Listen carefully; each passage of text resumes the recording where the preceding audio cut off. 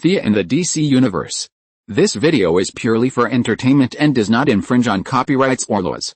The rights to the novel and image belong to the original author. We do not claim ownership. Don't like waiting and want to listen to this fanfic in full now? Subscribe to our Patreon, where you'll find the best fanfics. Chapter 451 Crazy Hercules. Amidst a horde of multimeter tall monsters, the man charging forth, his 3-meter height unremarkable, yet his radiating strength commanded everyone's attention. He wore animal skins wrapped around his head and waist, his bare torso brimming with explosive muscle. 2 ferocious dragon heads served as shoulder pads. Through the hides, his bearded face and frantic eyes could be seen. Even without seeing his face, the air was thick with the allure of oppression. Hercules, Diana was genuinely surprised. This was the fascinating aspect of Greek mythology. Aside from a few elderly individuals, everyone was a brother or sister, created by the benevolent Zeus. Whether it was Apollo or Ares, including Diana and Hercules before her, their mothers were of all races and levels, mortals, demigods, and even gods. But they only had one father. Diana hadn't expected to see another living brother besides Ares. He mechanically responded to the giant creature's attacks and looked at Thea. The young lady also feigned a newly learned air, her confusion tinged with shock. She wasn't some child of Zeus, so this expression was just right. Kill. Kill them all. They're all traitors.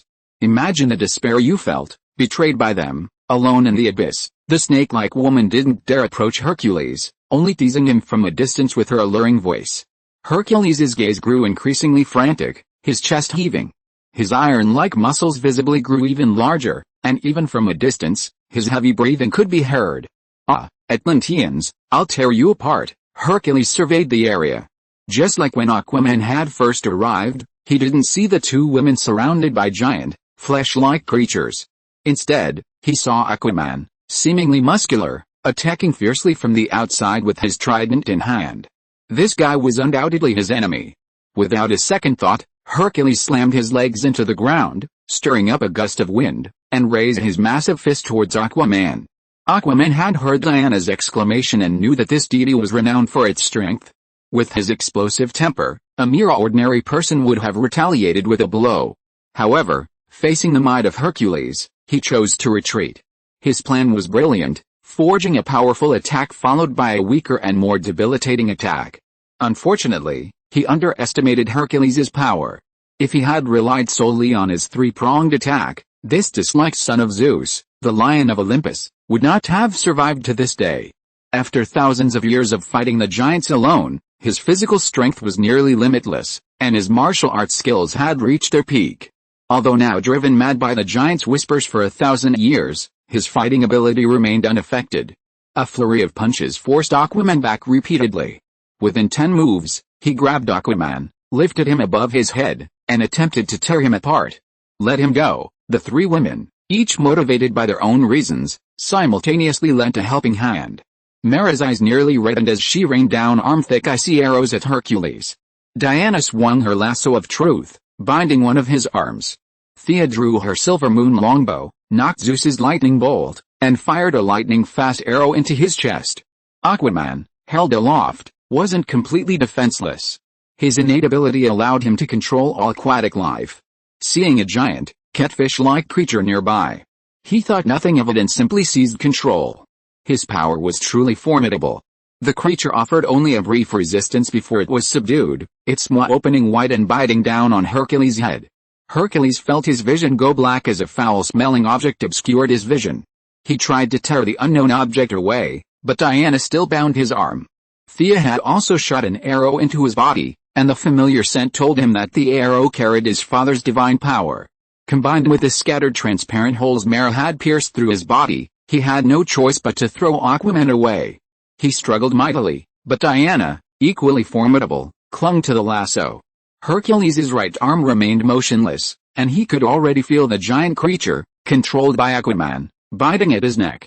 He used his free hand to slam the giant creature's head. Each powerful blow ripped a bloody hole from its skull, from which an unknown fluid gushed out. Very impressive. I underestimated you, huh? The snake-like woman watched the spectacle unfold, but unexpectedly, a brilliant blue lightning bolt pierced through her chest. Without a single last word, she was shot dead by Thea. I've disliked you for a long time, you piece of shit, Thea exhaled, then, in a flurry of activity, unleashed 2 arrows. The one aimed at Hercules was a simple arrow, while the one aimed at the snake-like woman was a true lightning bolt imbued with magic. Even with their high magic resistance, they couldn't ignore Thea's powerful attack.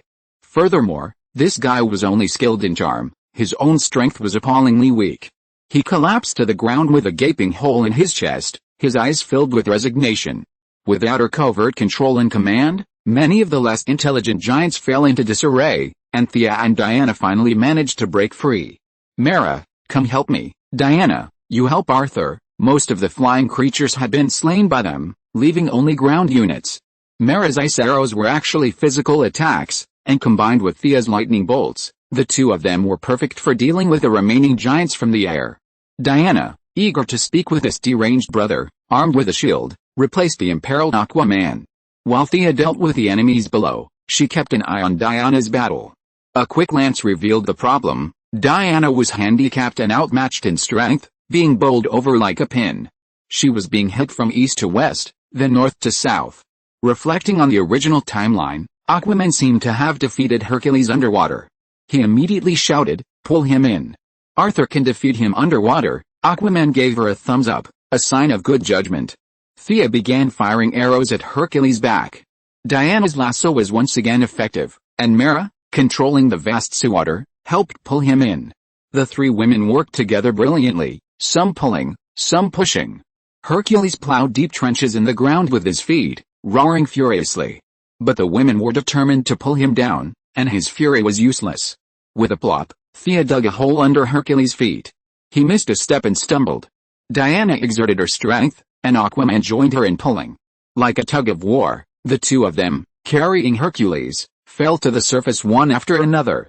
"Leave this to me, you go and help too," Shia said to Mara. The couple's combat power underwater was simply incalculable.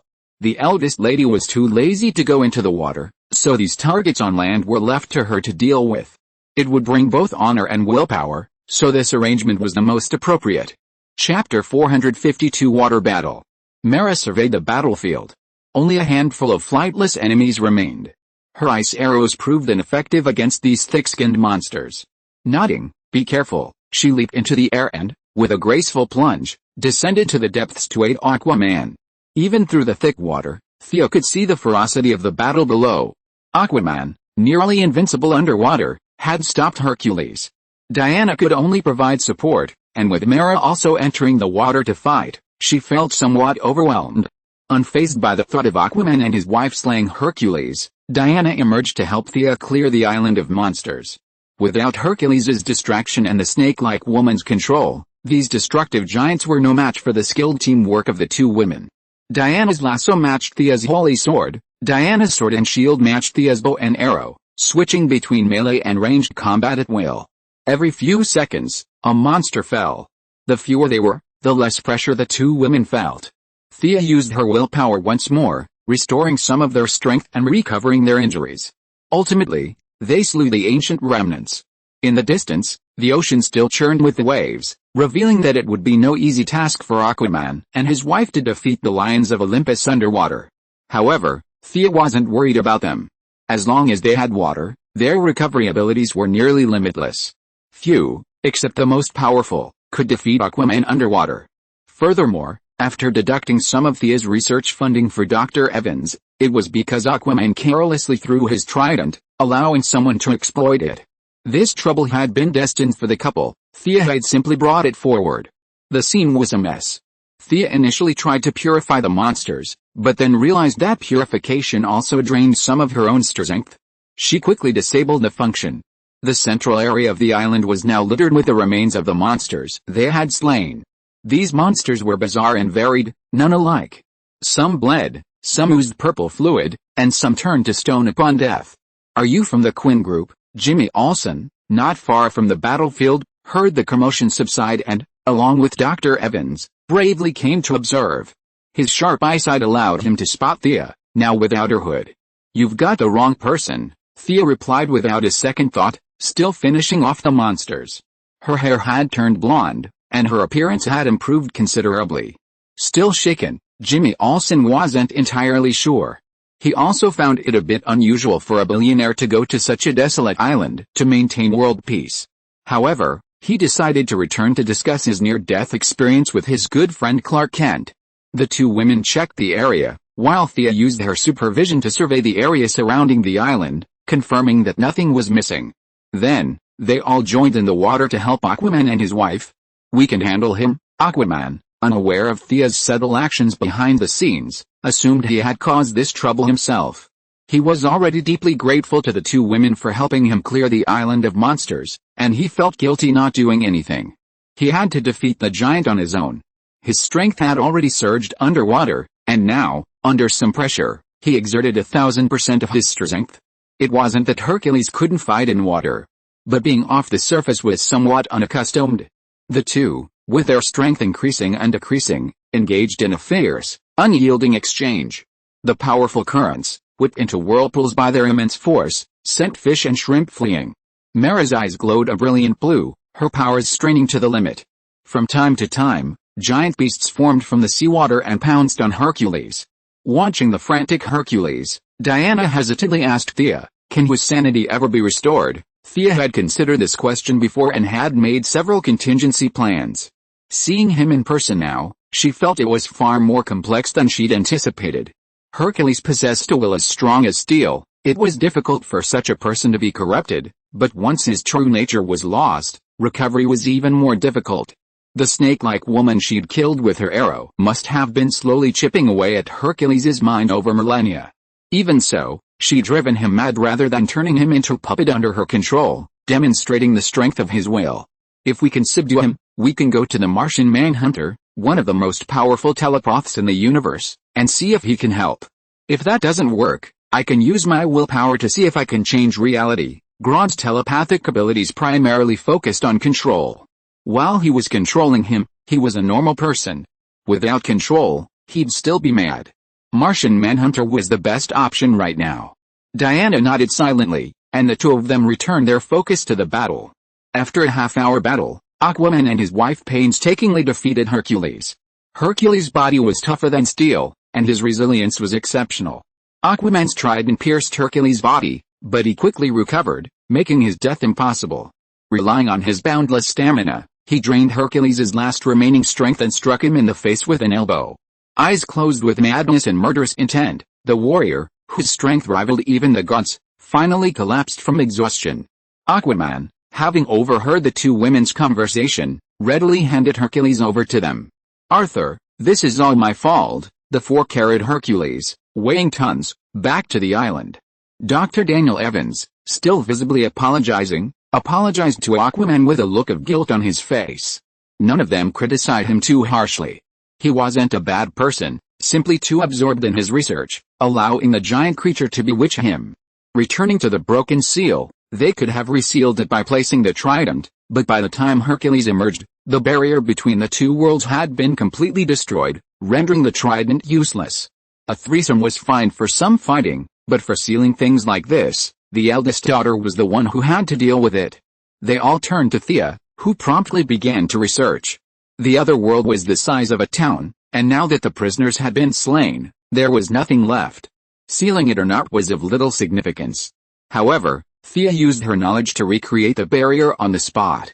Because of the eternal presence of the giant creatures, the air on the other side was filled with madness and evil. If these auras entered this world without being sealed, it would only lead to more villains.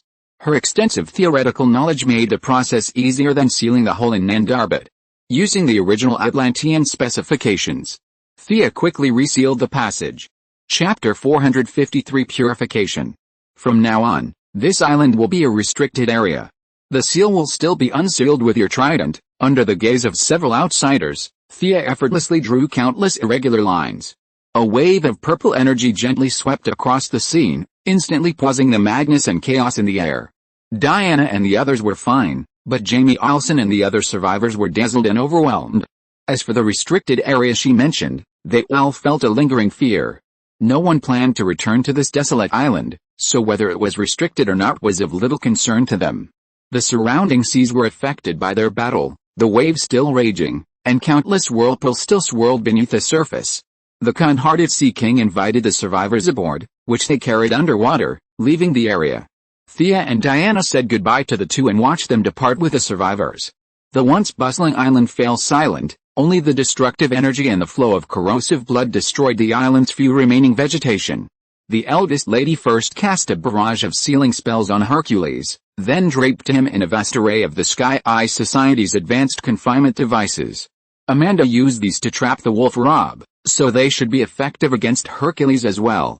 With all these layers of confinement, even if he suddenly regained consciousness and launched a counterattack, he would be powerless.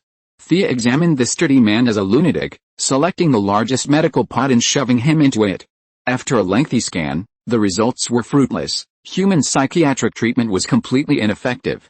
This guy wasn't suffering from brain damage, but rather a spiritual issue. A quick fix wouldn't work, they needed to return and find a more gradual solution. Thea instructed Diana to keep an eye on him while she dealt with the corpses of the giants on the island. These bodies were extremely evil. In the hands of the Cold Flame Church, they could be made into at least 100 magical items, all of which dealt with curses, confusion. Leaving them in the world would pose too many problems. Purifying them was the best option. All the corpses were gathered together, each holding a holy sword, silently adjusting their states. She softly recited the inscription, and the holy sword responded. A vast amount of light instantly converged at its tip, and Thea's own magic power was rapidly transforming.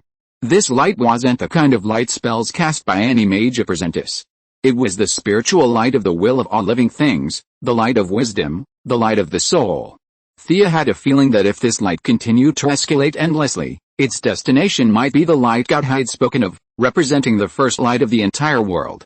Of course, she was only purifying a few monster corpses right now. There was no need for such a large-scale effort. Even if her own magic power increased tenfold, it wouldn't reach that level of transformation. Thea's current strength was enough to make a spectacle of Earth, but in the eyes of those powerful beings, she was no more powerful than a microorganism. She obediently withdrew some of her magic power. The entire island was engulfed in light, and the nearby survivors and the Sea King couple stopped to watch. Nuclear bomb. Jimmy Olsen snapped 2 pictures with his camera, but unfortunately, the lens was filled with white, revealing nothing. He could only ask Daniel Evans, who was beside him. He might have a PhD in archaeology, but he was still a PhD. Jimmy felt like his experience today was like a movie, where the protagonists escape through hardships, only to have the government destroy all evidence with a nuclear bomb. It was no wonder he was overthinking things, as these movies all follow the same trope. Evans, with years of archaeological experience, had more or less come into contact with the supernatural. His PhD was well-deserved, and he forced his own explanation. It's definitely not a nuclear bomb. It could be sinking the island to the seabed, or burning the monster's corpses, the doctor said with a lingering fear, immediately deducing 5 or 6 possibilities. The remaining survivors also began to discuss the matter. On the island, Thea, unaware that she had become the focal point of their debate, felt her plan for a covert operation had been completely thwarted. As she channeled her own magic power into the holy sword, a massive beam of light erupted from the island. With a radius of 1 kilometer, it shot straight into the sky. The overflowing light reflected across the entire North Atlantic, so bright it could be seen with the naked eye, not to mention satellites from other nations. The waters, untouched by wind, unceasingly buoyed by countless fish, rising to the surface. They didn't devour one another, nor did they attack each other, simply enjoying the rare tranquility.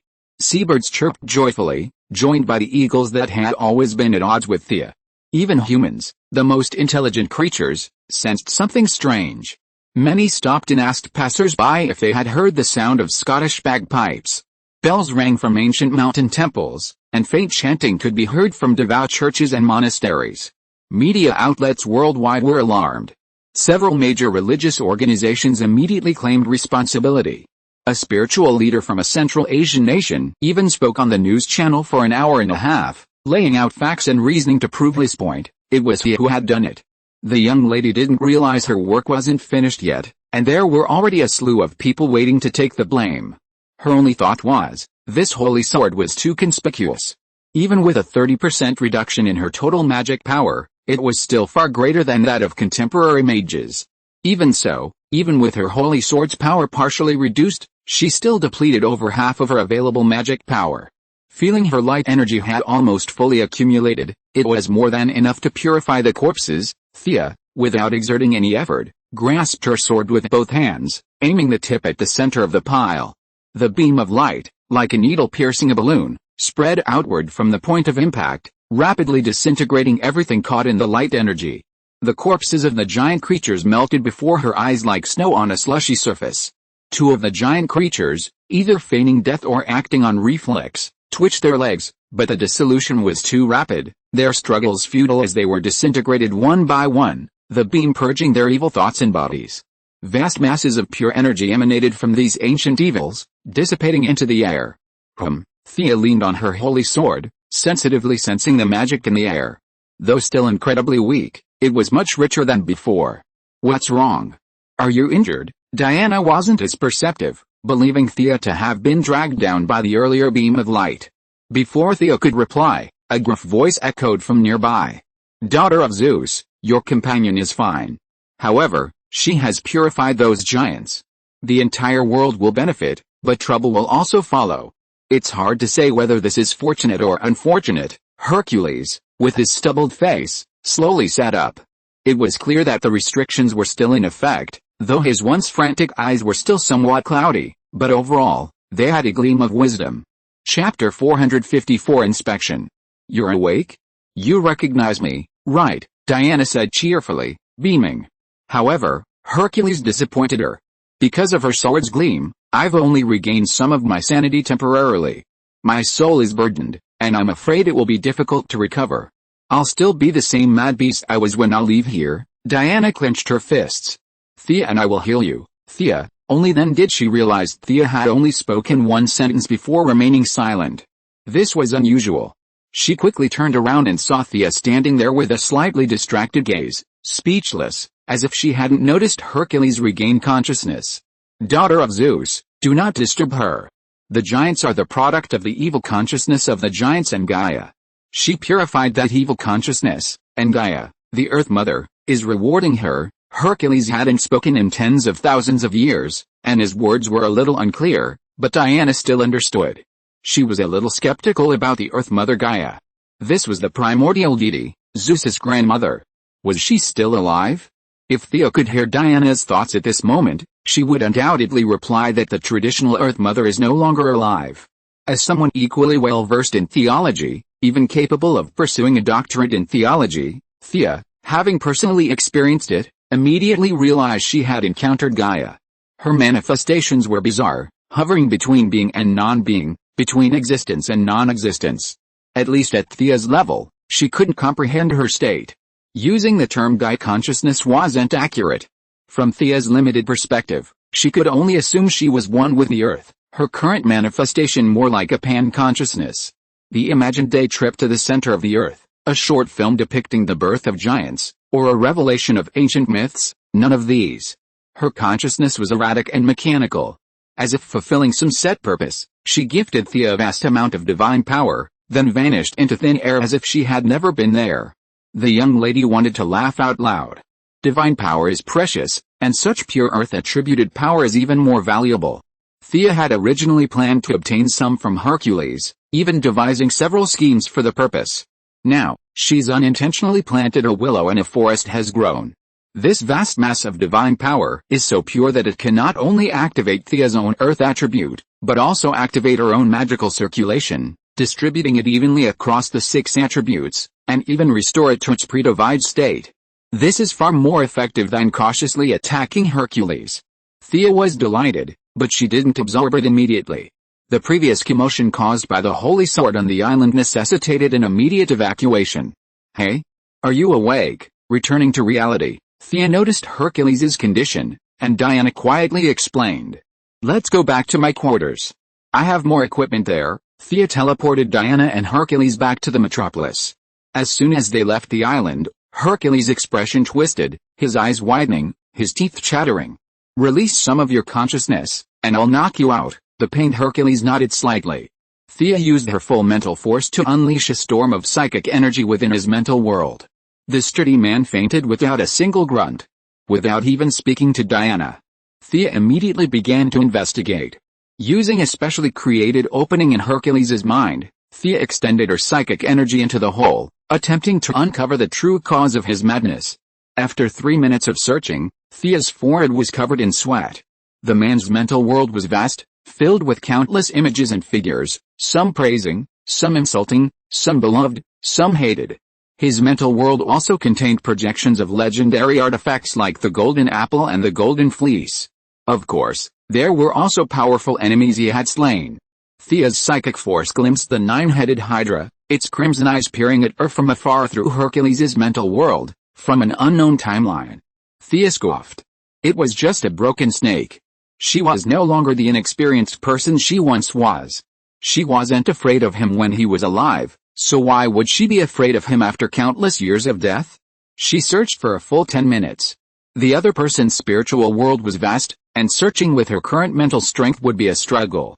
While heroic spirit transformation could dramatically increase her mental power, the Holy Sword had delivered such a devastating blow, and she needed to rest, which wouldn't provide her with the energy she needed to transform into heroic spirit. Using a telepathic connection, she found the Martian Manhunter and expressed her need for help. "Ask me, an alien, to save Earth's ancient gods." The Martian Manhunter was somewhat amused. However, having lived on Earth for many years and heard of Hercules' deeds, he believed that if he could save the man, he would be a great addition to the cause of justice. He said nothing, stating that he would be there shortly. However, Thea and Diana waited in vain. 4 hours passed before they finally spotted the Martian Manhunter, who had found a temporary assignment in Metropolis and had arrived in disguise and stealth. "Uncle Ron, it wouldn't take you 3 minutes to fly here, right? You're being too cautious," Thea said, now a familiar figure. Martian Manhunter glared at her. "You did that in the Azores, didn't you?" "What were you doing there?" Thea boasted about her heroic deeds, feeling confident. Even Gaia acknowledged her accomplishments, proving she'd done a good job.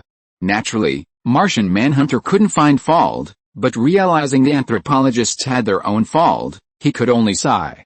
So strong, seeing Hercules' height and weight, his muscles like iron, lying there, the invisible aura moved Martian Manhunter. Martian Manhunter, though skilled in telepathy, possessed powers rivaling Superman's. The fact that he could feel pressured spoke volumes about Hercules' extraordinary abilities. Thea recounted her findings. "Do you think that giant creature still retains an image within its mind?" "Yes, you call it a mind. We mages call it the spirit world, and psychics call it the soul world. It's all the same thing, the inner being of intelligent beings," Thea said, clarifying their common terms. Then he continued, "It doesn't have to be just one. I estimate there must be many different enemies from different time periods who are polluting his spiritual world. It's just that he could rely on his iron will to suppress all malice before, but now after tens of thousands of years of corrosion, his willpower has been disintegrated, and those malicious intentions have jumped out to pollute his mind." After listening to this, the Martian hunter thought about it. Some things were different from his worldview, but the general direction was similar. Without too much entanglement, he began to examine it carefully. Chapter 455 The Return of the Gods. Although Thea had learned many techniques and methods for utilizing telekinesis from Martian Manhunter, she primarily relied on mental power for control, which was taxing on her own. Martian Manhunter, on the other hand, was a natural ability, much like Thea's own balance of order and Aquatic King's control over aquatic animals. His telepathy operated with minimal energy consumption. Simply comparing numbers, he was significantly stronger than Thea was now. While not quite at the level of heroic spirit transformation, which allowed him to communicate with all living things, the gap wasn't too far. His natural abilities, combined with the minimal energy consumption, made his search more efficient and swifter than Thea's. Rubbing his forehead, he said, "There are indeed many tainted consciousnesses affecting his mind. What are you planning to do, Uncle Ron? Can you neutralize them with your abilities?" "It's difficult. If the number is small, perhaps I could try, but his mind is filled with too much filth," so that was it. Thea leaned against the wall, thinking. The other party wasn't her. It was impossible to use heroic spirit transformation to eliminate the dross and retain the essence, much less to employ soul-splitting techniques. Simple solutions were few and far between. "I'll join you. We'll each use our own methods to eliminate as many of the contaminated consciousnesses as possible before we can't hold on any longer." With no better plan, they could only force their way through. It was a bit foolish, but Martian Manhunter didn't have any better ideas, so let's go. Martian Manhunter's consciousness entered first, followed by Thea. They split up to search for the contaminated consciousness. Thea soon spotted a creature resembling a flayed three-headed hellhound. Defeating it in the spirit world was easy, but completely destroying it would be much more difficult. Thea shot the monster dead 3 times, but it simply shook its head and stood up again. The contaminated consciousness was too closely connected to Hercules' true form. Each death consumed Hercules' consciousness. Simply killing it was pointless and would even worsen the situation.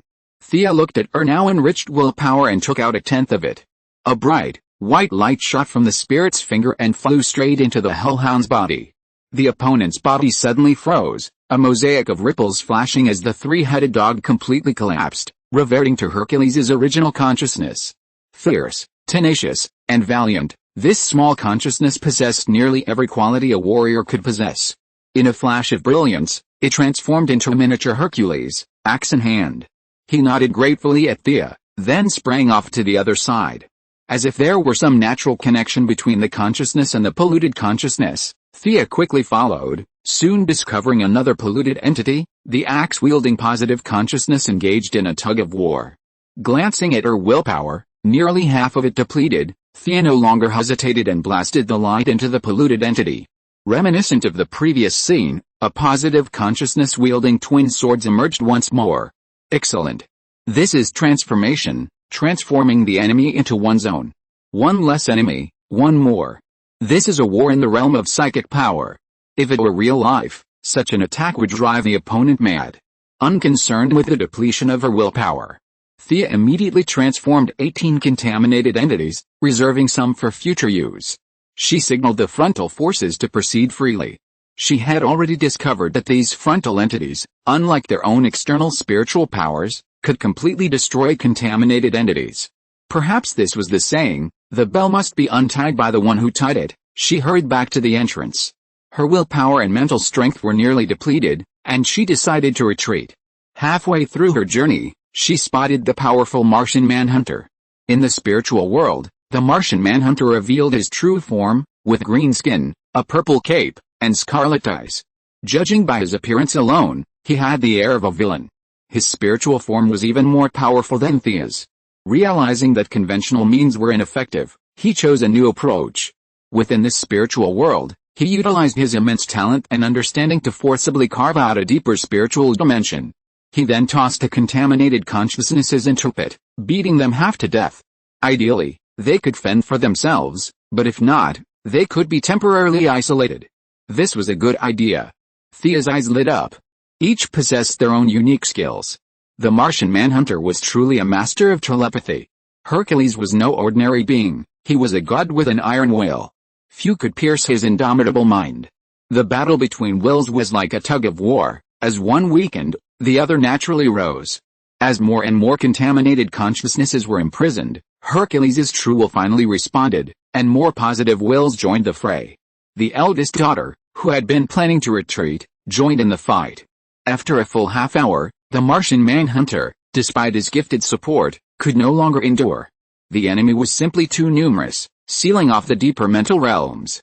He called for Thea to withdraw. "How are you? Are you alright?" Diana, who couldn't offer any assistance, asked nervously, noticing the two men's fatigue. "It's better than expected, thanks to Uncle Ron," Thea said without taking credit. The other party's help was far greater than she had anticipated. Martian Manhunter was truly exhausted. His psychic abilities were powerful, but they didn't recover quickly. Unlike Thea, who relied on fear to recover easily, he needed time to slowly recover. "Thank you for your help," Hercules, who had long since awakened from his coma, said. His consciousness had barely suppressed his negative emotions. He needed several more treatments to fully recover, but without stimulating him, normal communication was no problem. A few brief introductions were made. Hercules, in his normal state, was polite, especially since he saw that the 3 men before him were no less formidable. Diana wasn't mentioned, and even the daughter of Zeus couldn't be worse. Thea, in his eyes, was also a formidable figure, who could easily have been a demigod hero in his time. It was Martian Manhunter who truly caught his attention. Hercules had no idea he had a fear of fire. In his eyes, Martian Manhunter was simply impeccable, both physically and mentally, flawlessly perfect. Was this how modern Earthlings behaved? What exactly did you mean by luck and misfortune? Diana asked hurriedly, seeing that he had regained consciousness. The vagueness of his earlier remarks on the island had long been a topic of conversation for Diana. Upon hearing this, Thea and Martian Manhunter also shifted their attention. Thea had been busy with purification, so she hadn't realized they had even had a brief conversation. The will of the giants has returned to Gaia, and the barriers between worlds have thinned. This signifies the imminent return of the gods. Chapter 456 Prophecy, author Jun's birthday added chapter for everyone. The return of the gods. All three were a bit terrified. Martian Manhunter, an alien, had only a passing knowledge of Earth's mythology, much of which stemmed from Diana's introductory knowledge. Thea could sense the increasing magical power in the air. While it was only a fleeting blip given Earth's vast history, when spread across a population of 6 billion, and considering the surge in superpowers expected in the coming years, she doubted it had anything to do with this. Diana was simply stunned. Occasionally, seeing one brother was a pleasant surprise, but if 100 or 80 appeared, she'd go crazy. Despite years in human society, her perspective had broadened, and her faith in Hippolytus claimed that Ares was behind the human wars. But deeply ingrained beliefs were difficult to change. She felt a mixture of anticipation, fear, and a vague feeling about her brothers and sisters. Haha. But don't worry, not all of them are interested in this world. It takes time for them to wake up from the kingdom of God and accumulate strength to come here. The lion-like man laughed heartily and suppressed the malice in his body. He felt extremely relaxed now and couldn't help but say a few more words to them. As if he thought of something, his expression became a little serious. But there was a prophecy a long time ago that the eldest son of Zeus and Hera would step on the corpses of his brothers to ascend to the throne of his father. This prophecy applies to all the descendants of Zeus, daughter of the Amazon. You are also in the prophecy. You have to be careful. After saying this, Hercules laughed at himself. Zeus, that coward who likes to play tricks, his father Kronos overthrew his grandfather, and he overthrew Kronos. Now it's his turn to be overthrown. Haha. Hercules had no respect for his father, as if he was talking about an insignificant passerby, but it was not his fault. It was really that the main god Zeus was too philanthropic. He created a huge pantheon by relying on himself as a main god. 80% of the heroes, demigods, and true gods in the entire Greek mythology can be related to him. This big guy is really good at creating. These are turbulent times, Thea sighed. Compared to the new gods of Apocalypse, the gods about to emerge are merely old ones, barely minor afflictions. Their power is weak, their abilities easily suppressed, their faith power nearly non-existent, and their personalities peculiar. This isn't ancient times. As long as they don't reappear at a critical moment, Earth's current forces have no reason to fear them. The only concern is the firstborn, Diana's strongest rival from the original time. Thea suspected that even Zeus feared this firstborn, whose power surpassed Diana and Hercules. He was the firstborn child of Zeus and Hera. Unlike Diana and the others, who were merely demigods, he was born the most powerful of gods. But as Hercules had said, there was still time. The so-called arrival of the gods might sound impressive, but it was simply a few determined deities asserting their presence. Hercules didn't intend to explain much, perhaps because he simply wasn't one for talking much.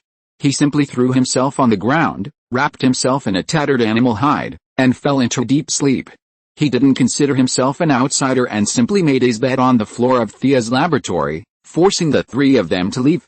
What level are the gods he's talking about? Will they pose a threat to Earth? Martian Manhunter whispered to the two women. Diana glanced at Thea, seeing she showed no interest in explaining, so she answered, from what I've heard, their combat capabilities aren't greater than Hercules. As for whether they could harm Earth, that's hard to say. The gods think differently than we do. Martian Manhunter didn't comment, simply admonishing the two to be careful and leaving alone. For the next few days, Diana stayed in Metropolis instead of returning to London. She wanted to talk to Hercules more and learn more about the situation, but she also worried he might suddenly attack and harm others, leaving Thea unable to handle the situation alone. Thea was also worried about Hercules' relapse, fearing it would affect his combat effectiveness. She didn't absorb Gaia's divine power directly, but instead decided to wait until his situation had fully improved. Unlike Diana, whose work could be sporadic, She had been missing for a month, leaving her with a lot of work. She used to be able to send a clone to attend boring banquets and meetings, but now her power had increased, but her clones were gone, leaving the young lady to face them herself. In a banquet hall, the young lady, dressed in a sapphire blue dress and silver high heels, chatted with a few female council members in a ladylike manner. The focus of the recent banquets had been the Azores Aurora Borealis. They were talking about everything from alien invasions to new government weapons to the discovery of some treasure. The theories were so numerous that even Thea, the instigator, found them quite imaginative. Sensing someone watching her nearby, she turned slightly and saw dark-skinned Amanda winking at her from a distance. After smiling and bidding farewell to the few idlers, the young lady sauntered towards Amanda. Both of them were beaming, and only when they were alone did Thea drop her dignified demeanor. "Sister, what's up?" Amanda looked at her with a half-smile, but Thea's face, thick as a fortress wall, remained unmoved. "You did that in the Azores, didn't you?" Yes, ever since the Holy Sword's terrifying beam of light appeared, Thea hadn't intended to conceal anything. The battle had lasted over half an hour, and not only had the media on the scene, but satellites from various countries would have captured some footage. As her strength grew, she had fewer and fewer things to fear. "One of my scientists was conducting an experiment, and because of your righteous act, he's now like this," Amanda said, handing Thea a tablet displaying live footage. But Thea couldn't see anything unusual. A seemingly upscale laboratory? What in the dark was she being asked to look at? Knowing she didn't understand, Amanda was also shocked when she first learned the truth. To put it simply, he's invisible, but according to our instruments, he's still in this room. His body has mutated and now absorbs all light.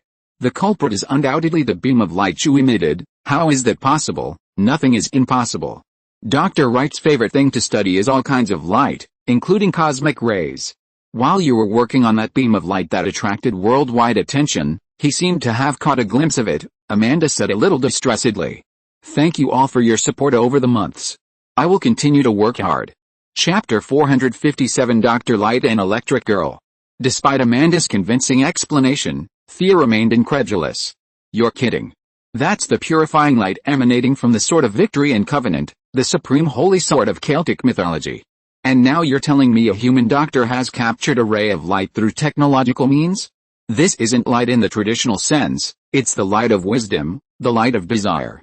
What kind of insane technology could possibly capture this kind of light?" She had originally intended to fool Amanda, but now her curiosity had piqued. She had to witness something so rare. Amanda wanted to use her knowledge to treat her subordinates, while Thea wanted to see this eccentric scientist. The two hit it off and quickly arrived at the Eye of Heaven headquarters. Aside from the young woman, Leela Michaels, the only person to greet them was a black man, Dr. Mist. He was covered in light green magic circles and wore a bright red cape. He stood there with a stern expression and an unsmiling expression, standing like a statue.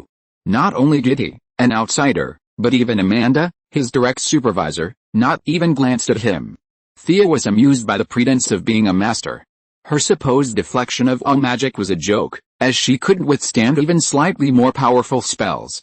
But since they were members of the Sky Eye Society, Thea had no right to judge. Right here, Leela led them, twisting and turning until they reached a door. Pushing it open, the darkness inside deepened, pitch black to the point of being unable to see one's hand in front of one's face. Thea concluded that the speed at which the light was being absorbed by them was accelerating for unknown reasons. "Help me.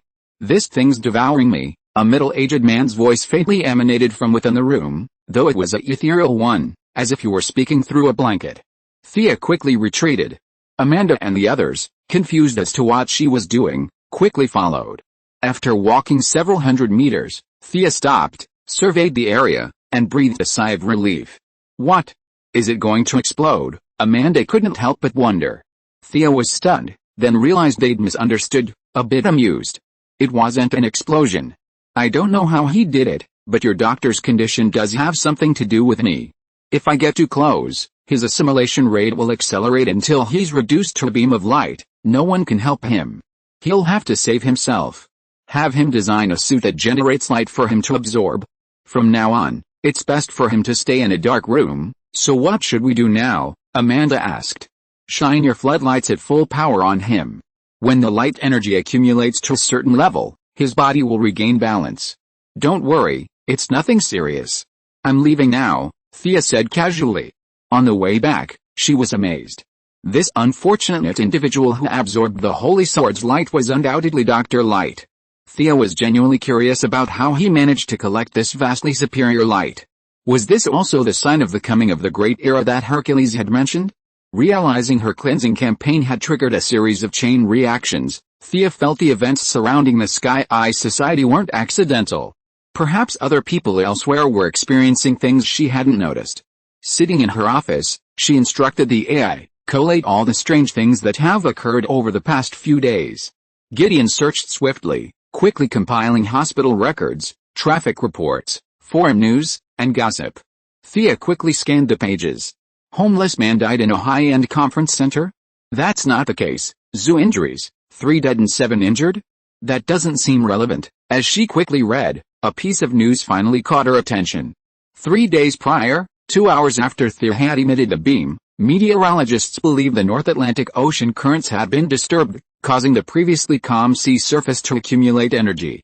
When this energy reached the east coast of the United States, it transformed into a torrential downpour, and a thunderstorm struck the metropolis.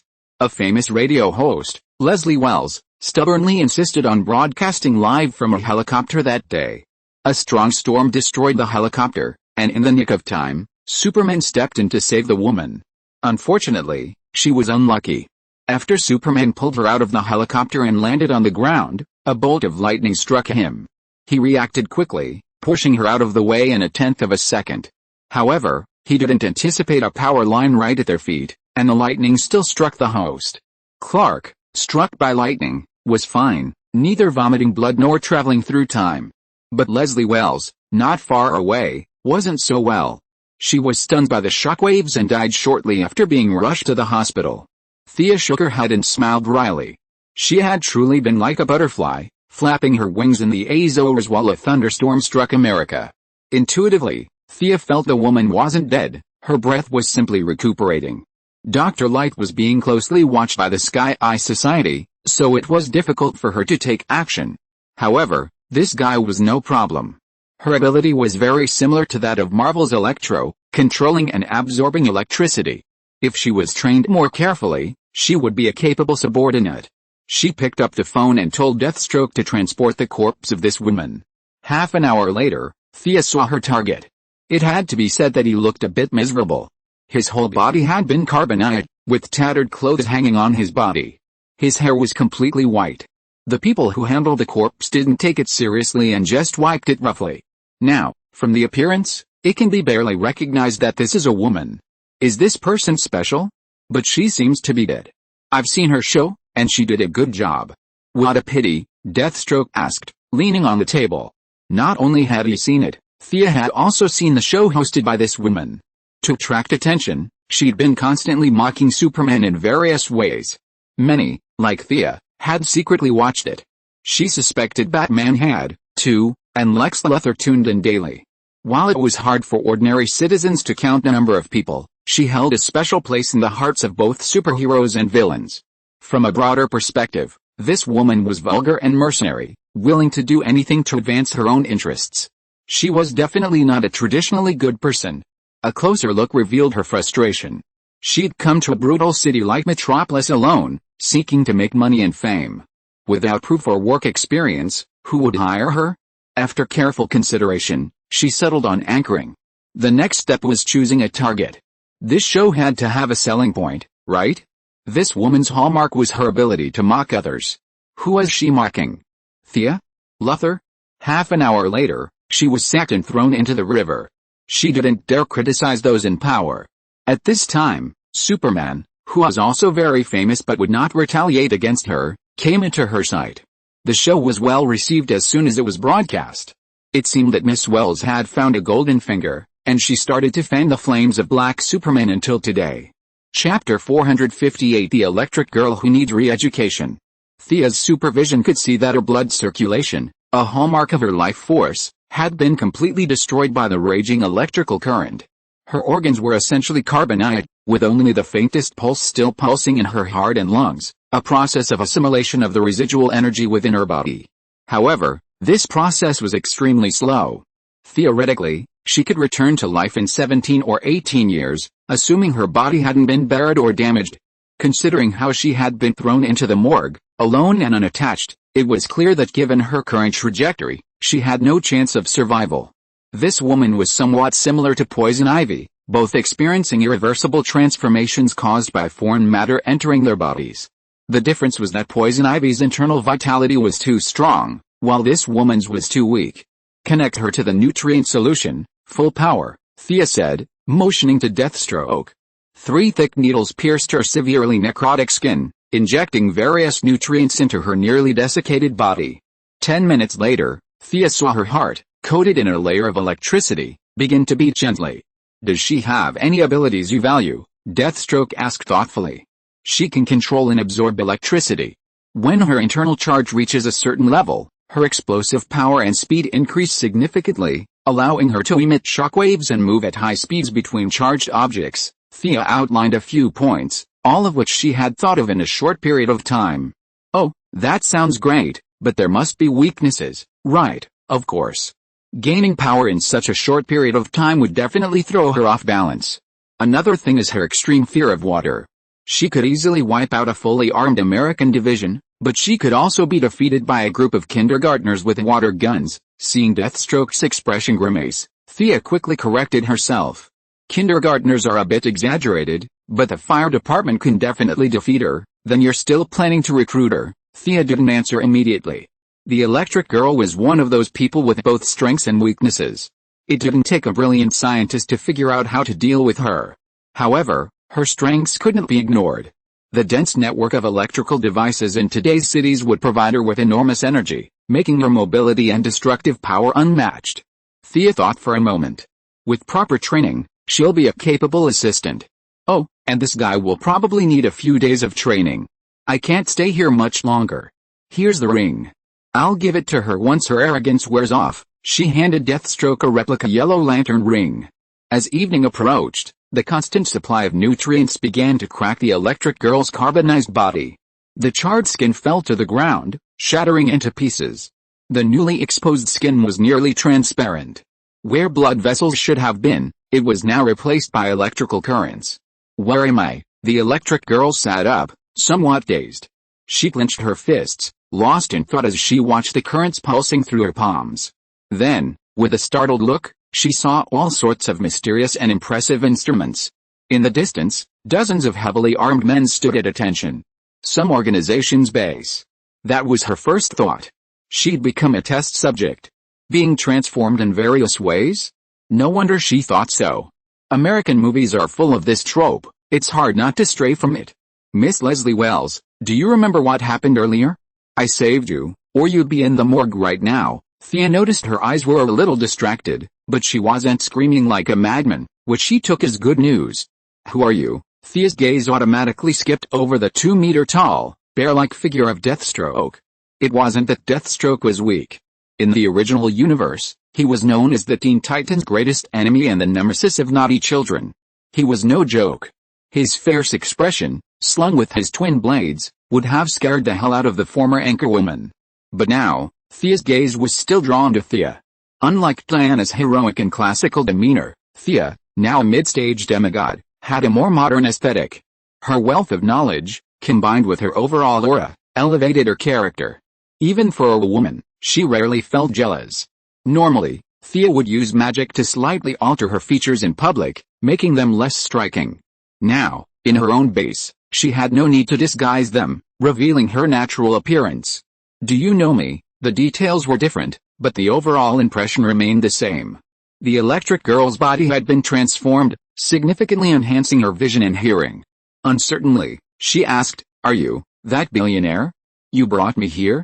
None of you rich people are good." Her tone had been normal at first, but she couldn't tell what was on her mind. As she spoke, she became increasingly angry, her voice piercing, and the lights in the base flickered. "What should we do? She seems a bit jealous of the rich." Deathstroke watched the scene with amusement. He wasn't worried about the other party suddenly attacking. His agility and strength had already surpassed human limits. With his skilled martial arts, superior physical fitness, and extensive combat experience, he wasn't afraid of any psychic, let alone someone who had just gained some power and was so overconfident. Thea remained silent. While the other party harbored a certain amount of hatred for the rich, it was more the electric current that was affecting her, and she couldn't control herself. "I'm a god." The electric girl's thoughts grew increasingly furious, her last vestiges of rationality replaced by a frenzy of electricity. Her eyes rolled back, and she floated upwards, the electricity from the base madly converging on her. Several guards threatened to charge in, but Deathstroke gestured to stop them. Thea was speechless. This guy was different from Dr. Light. The former Dr. Light was middle-aged, with a wife and children, a happy family and a good income, a member of the middle class. This anchorwoman was just average, facing constant scorn in her life. If she wasn't taught well, she would definitely end up a villain. A blue light flashed between Thea's fingers, and a water shield was cast, a thin, aquamarine film covering her body. Amidst the intense sparks, the former anchorwoman's graceful and majestic figure collapsed, falling to the ground like a salted fish, trembling. She had been short-circuited. "Why can't you just listen? I told you I'm here to help you. Think about what you've been through. If it weren't for me, you'd be dead." Thea crouched beside her, speaking slowly. The electric girl wasn't sure if her words were true, but she felt completely powerless. The raging current faded, and her cautious nature resurfaced. Having never seen magic before, she assumed Thea had done something to her, the way it was played out in the movies. Thinking of herself as a fish on a sled, she calmed down completely, putting on an ingratiating expression and waiting for Thea to continue. If you're listening to this novel on a channel other than Fanfic World, it means they downloaded and uploaded it without effort. We cordially invite you to visit our channel, Mundo Fanfic Novelis. There you'll find the original version of this story and you can explore many other novels of various genres. We're waiting for you to immerse yourself in a world of incredible novels. Chapter 459 Encounter. Be good, stand up on your own. Don't make me do it myself. Thea's height overwhelmed the electric girl, stroking her hair like a cat. The electric girl's entire body was numb, having forgotten her cries of "I'm a god" a minute ago. Trembling like a quail, she rose to her feet. With a flick of her right hand, Thea performed a simple pumping spell, absorbing all the remaining moisture from the electric girl's body. Witnessing this unnatural scene up close, Miss Leslie Wells remained timid, even as the current within her body resumed its flow. "Very good, control your temper. What I want to say is, you're not a god, just a lucky guy. If it weren't for my help, you'd still be in the morgue." As her mind cleared, she finally recalled the electric shock scene. "Superman didn't save me," Thea chuckled. This is the typical mentality of Metropolis citizens. They curse Superman loudly, but when something happens, they think Superman should come to their rescue. How much money did you pay him to be a nanny? It can be said that these people are spoiled by superheroes. "I'm sorry Superman didn't save you. Of course, his powers don't include healing, and you were already in suspended animation, so he didn't notice." Thea surveyed her surroundings, looking creepy no matter how she looked at them. She hesitantly asked, "Can I leave now?" Thea chuckled. "What do you think?" Thea's temper flared up again, and a surge of electricity gathered between her hands. "You can't stop me." Thea checked her watch.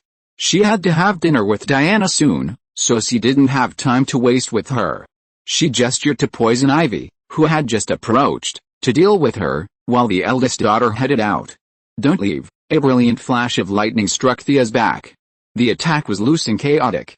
Without turning back, Thea cast a magical barrier behind her, calmly blocking the lightning. A blue portal opened, and she stepped through and left the underground base. Where did she go? Thanks to the vast information resources of today, watching a living person disappear before her eyes was such a bizarre thing that Thea had only seen in novels. Could that have been a portal? No one answered her question. A massive plant emerged from the floor, wrapping itself tightly around her.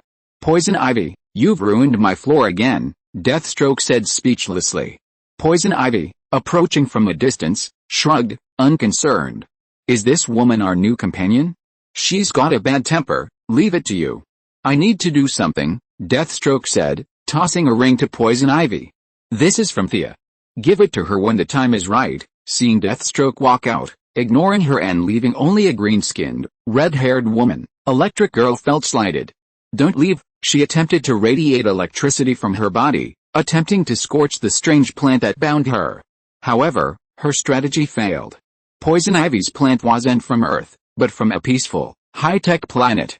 It had no special abilities, simply the ability to absorb electricity. It absorbed anything with a touch of electricity. Poison Ivy hadn't originally planned to use it in battle, having only kept it for curiosity. Now, she was surprised to find it useful. Let me go. Let me go if you can." No matter how hard the Electric Girl unleashed her current, the plants before her seemed half dead, as if they would turn to charcoal in the next moment. However, 10 minutes passed, and the constant discharge of electricity became a heavy burden on the Electric Girl. She couldn't communicate with the plants, but she could observe that they were undergoing many subtle, inexplicable changes. Poison Ivy was overjoyed, her joy mirroring the plants. She even encouraged the Electric Girl, "Keep going. Don't stop." Thea left the Electric Girl's temper to the slow-paced Poison Ivy, ready to teach her a lesson. "Don't always think you're second to me." This mentality was truly unacceptable. Metropolis had returned to its former prosperity, and citizens on the streets had resumed their daily lives. Thea left the underground base and, with Diana, was now engaged in a frenzied shopping spree at a nearby store. Both of them were incredibly tall, and their height and good figures made them look like they could pull off long skirts. Even if clothes looked nice, they often couldn't find the right size for them, a constant source of worry. Of course, the young lady could call 100 assistants to buy her clothes, but Diana enjoyed shopping so much that she followed along without hesitation. They bought long-sleeved blouses, round-neck autumn and winter wool coats, casual professional trousers, short-slip dresses, miniskirts, boots, and all sorts of high heels. Regardless of whether they were useful or not, they ended up buying a ton of stuff. You guys are out shopping too? What a coincidence. After buying a ton of clothes, the store owner personally escorted them out. They ran into Clark Kent and Lois Lane, and Diana greeted them out of the store out of habit. The two groups hadn't expected to meet on the street. After all, no one has supervision or super hearing 24/7. While Thea had changed slightly, her overall appearance remained the same, and anyone who'd seen her would still recognize her. She and Clark were acquainted, though not on close terms. But Diana shouldn't have known Clark. Lois Lane turned her head, a bit puzzled, to glance at her boyfriend, then at the remarkably heroic Diana, her mind full of questions. "I'll explain later," Superman said with a wry smile. Seeing Thea and the other girls about to leave, he quickly grabbed them. "Thank you for saving Jimmy. It's my treat. Let's have dinner together." Lois seemed lost in thought, but didn't interrupt. The two girls exchanged glances. Since they hadn't had dinner yet, they decided to treat themselves to a lavish meal. Clark Kent wasn't poor. He owned a farm and didn't need to hire any staff. He could do the work of 10,000 people. In Metropolis, the Daily Planet wasn't just a tabloid. Thanks to his first-hand coverage of Superman, Clark consistently received larger bonuses than the editor-in-chief, earning him a high position in the media industry.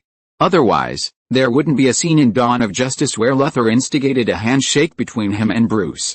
Hero status aside, not just anyone is qualified to shake hands with a billionaire.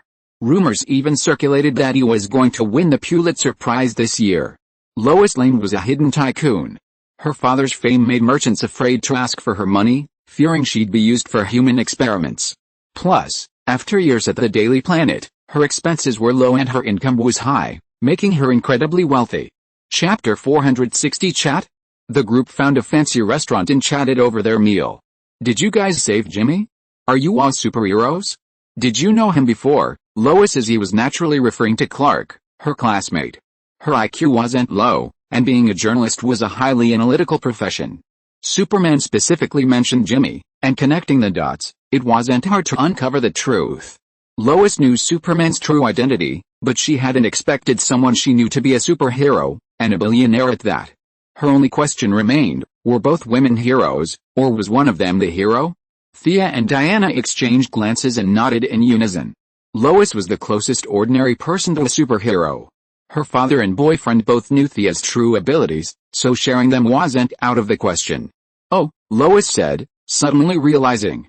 "So you guys really saved Jimmy." "Who's Jimmy?" Diana had no idea who Jimmy was. Seeing the restaurant quiet and no one paying attention, Thea reached out and tapped the table.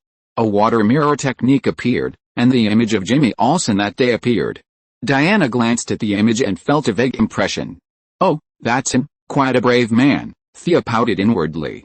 This was called being stunned, not some kind of bravery at all. Lois, completely convinced by this, curiously touched the water image.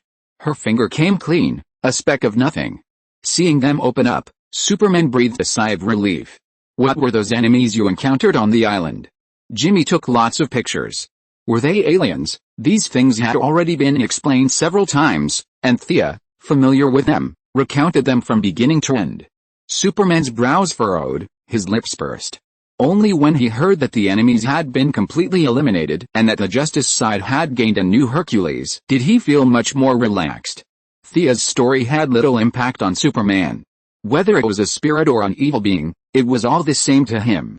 But all this was a bit of a shock to Lois. Greek gods, universal will, Atlanteans, it all contradicted her existing worldview. Especially when she learned that Diana was the daughter of the God King, and that a well-known deity was currently recovering in Metropolis. She was completely lost for words. Aquaman, Hercules, Superman was a little excited at the names. Unlike the centuries-old Martian Manhunter, Superman was still a young man by Kryptonian standards, and his competitive streak was inevitable. However, he also knew that provoking a fight was a bit inappropriate at this moment, so he suppressed it. With the initial understanding, the conversation began. Thea mainly expressed her concern for Superman's recent experiences. Superman mentioned with some confusion that he had been under frequent missile attacks from unknown forces. Thea feigned confusion, but she knew it was Luthor's turn to harvest Superman's genes to create clones.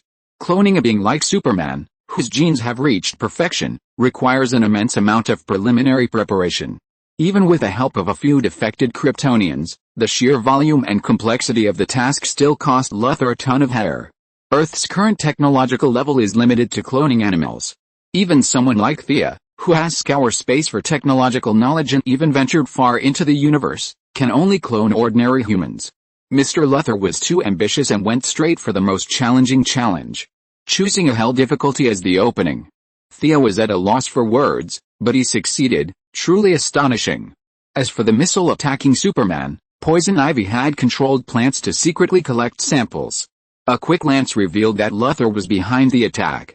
He had installed numerous nanobots on the missile warhead, along with invisible kryptonite needles, to secretly harvest Superman's cells.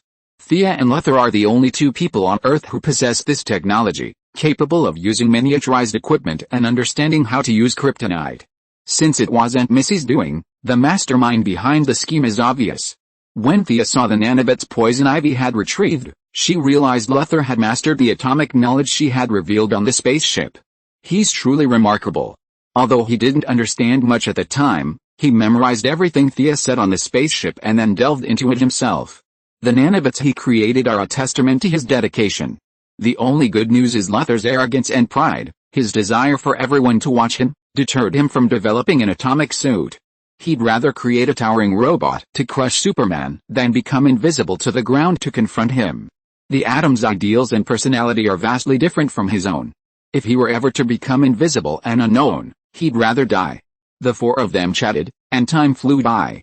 As they said goodbye, Diana hesitated for a moment before blurting out, "I want to challenge you." Diana spoke with uncharacteristic seriousness, and Thea immediately realized she'd been holding back on this thought for a long time, just not finding the right moment. Trust in Diana's strength, she didn't try to stop him, but quietly waited for Superman's response. Lois also sensed the tense atmosphere. In her mind, Superman was synonymous with invincibility, and the thought of someone challenging him today thrilled her. The choice fell to Superman. He'd naturally wanted a good fight, but there were few worthy enemies on Earth, and his comfortable environment had dulled his Kryptonian warlike nature. First, after hearing their story of the battle against Hercules, and then Diana's offer of a duel, his passion finally overwhelmed his concerns. "Okay, I promise, but the venue, Thea can definitely figure it out," Diana assured. Thoughts raced through the young lady's mind. Space combat was the most environmentally friendly option.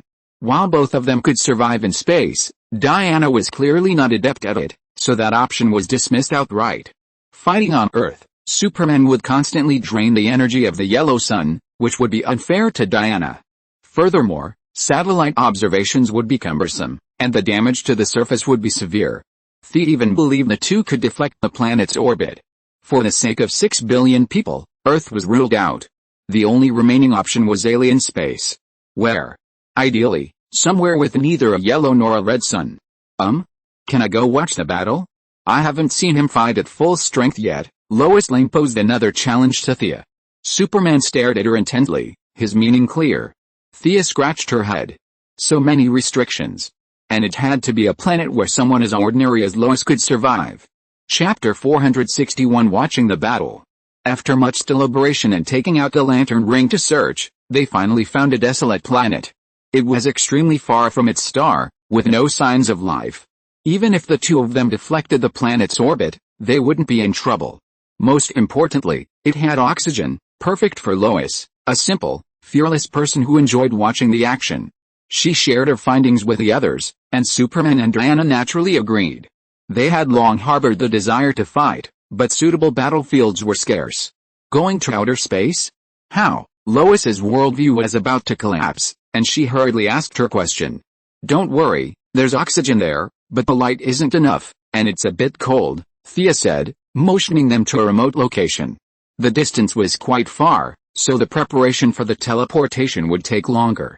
Calculating distance, spatial positioning, establishing a connecting channel, strengthening mana, and stabilizing spatial turbulence were far more complex than teleporting within Earth's interior. The young lady drew her staff, and a magic circle covered in purple stripes gradually emerged from the ground. Although she couldn't understand what it was, the highly educated Lois still felt a sense of intricate geometric beauty. By the way, do you want to change clothes? It's best to put on your combat uniforms and Louise's winter clothes. Xia thought of this question when she was halfway through drawing the magic circle. The three of them nodded in unison, and Xia opened 2 portals for them to go back to their homes to change clothes. She told them to hurry up and come back before the portal disappeared, and then continue to work on the ultra-long-distance transmission. Louise nervously stepped through the portal. She was shocked by her first experience with this kind of spatial displacement. When she came to her senses, she found that she had arrived at her own home. She touched the tables, chairs and benches in her home. It was true. This was her home. She looked back at the portal that was glowing with blue light. What kind of ability is this? Do you have this ability? She grabbed Superman, who was looking for winter clothes for her, and asked nervously. The honest young man shook his head, admitting he didn't have the ability. Seeing his girlfriend still wanting to delve deeper, he could only explain, Thea's abilities are mystical. Unlike mine, that tall woman is no match for you, is she? Superman didn't dare to answer casually. He thought carefully. I don't know until we've fought. She's a very powerful warrior, then you won't get hurt, will you? It's so dangerous, let's just forget it. I don't think I'll lose. This fight is necessary. I'm a warrior too. Superman, who used to be so obedient to his girlfriend, now spoke firmly. Lois knew his character and naturally stopped trying to persuade him.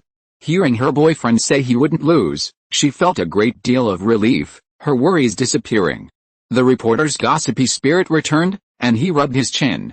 What's the relationship between the two women? Superman wasn't so nosy. According to his knowledge of Krypton, they were all born with genetically modified genes. Relationships between men and women were normal and nothing to be surprised about. Quickly changing into his own blue dress and red cape, and putting a down jacket on Lois, the two hurried through the portal. The second they crossed the portal, his gaze was captivated. Diana, now shorn of her short linen dress, her long hair flowing freely, was dressed in her signature Greek-style armor, carrying a sword and shield, and wearing protective silver bracelets. Their fighting spirit instantly reached its peak, but they were both concerned about Earth and forced themselves to hold back. Alright, let's all go in. This desolate planet, commonly known as Ilaru, is 5 light-years from Earth and 24 light-years from Krypton. Thea drew the teleportation array.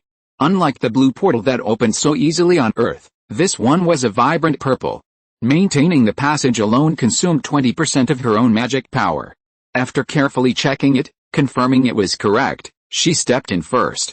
Diana followed closely behind, and Superman comfortingly pulled Lois in as well. The few exceptionally strong individuals were completely unaware, but Louise, a mere mortal, suffered utterly. It was like being thrown into a washing machine. Her body was perfectly fine, but her brain felt like it was being violently hurled around by centrifugal force. She couldn't tell if it was dizziness or pain, but simply felt a sense of drowsiness, almost like being drunk. Fortunately, Thea's magical proficiency was far superior to hers. She felt dizzy and sober quickly. Shaking her head, she began to survey the surroundings. It was a dark planet, with thick clouds, broken only by a few rays of light piercing the ground. There was no visible vegetation, and the horizon seemed shrouded in sand. The environment was even harsher than Arabia. The only good news was that there was oxygen, albeit a very thin one. He tightened his coat around himself and approached Thea, asking curiously, "Is there no sun here? You said it's 5 light years from Earth." "Well, there are stars shining, but they're far away, and they're already in their decay phase." Seeing her nonchalant expression, Lois couldn't help but ask, "Aren't you worried about your companions? Is Miss Prince in danger?" Thea shook her head, not answering. Normally, no one could defeat Superman without kryptonite, but Diana, wearing the same divine armor and already at the pinnacle of demigod power, just one step away from true godhood, didn't see Thea losing either. She was actually looking forward to the battle. Seeing she had no interest in continuing the conversation, Lois suppressed the urge to speak. She simply glanced at her, dressed in a short skirt, short sleeves, and slung bag, looking like she was shopping. Compared to herself, shivering in her down jacket, she felt a little speechless. Thea secretly amused herself. If anyone else had gone back long ago, this insanely curious woman showed no sign of backing down, staring at the two in the distance with gleaming eyes.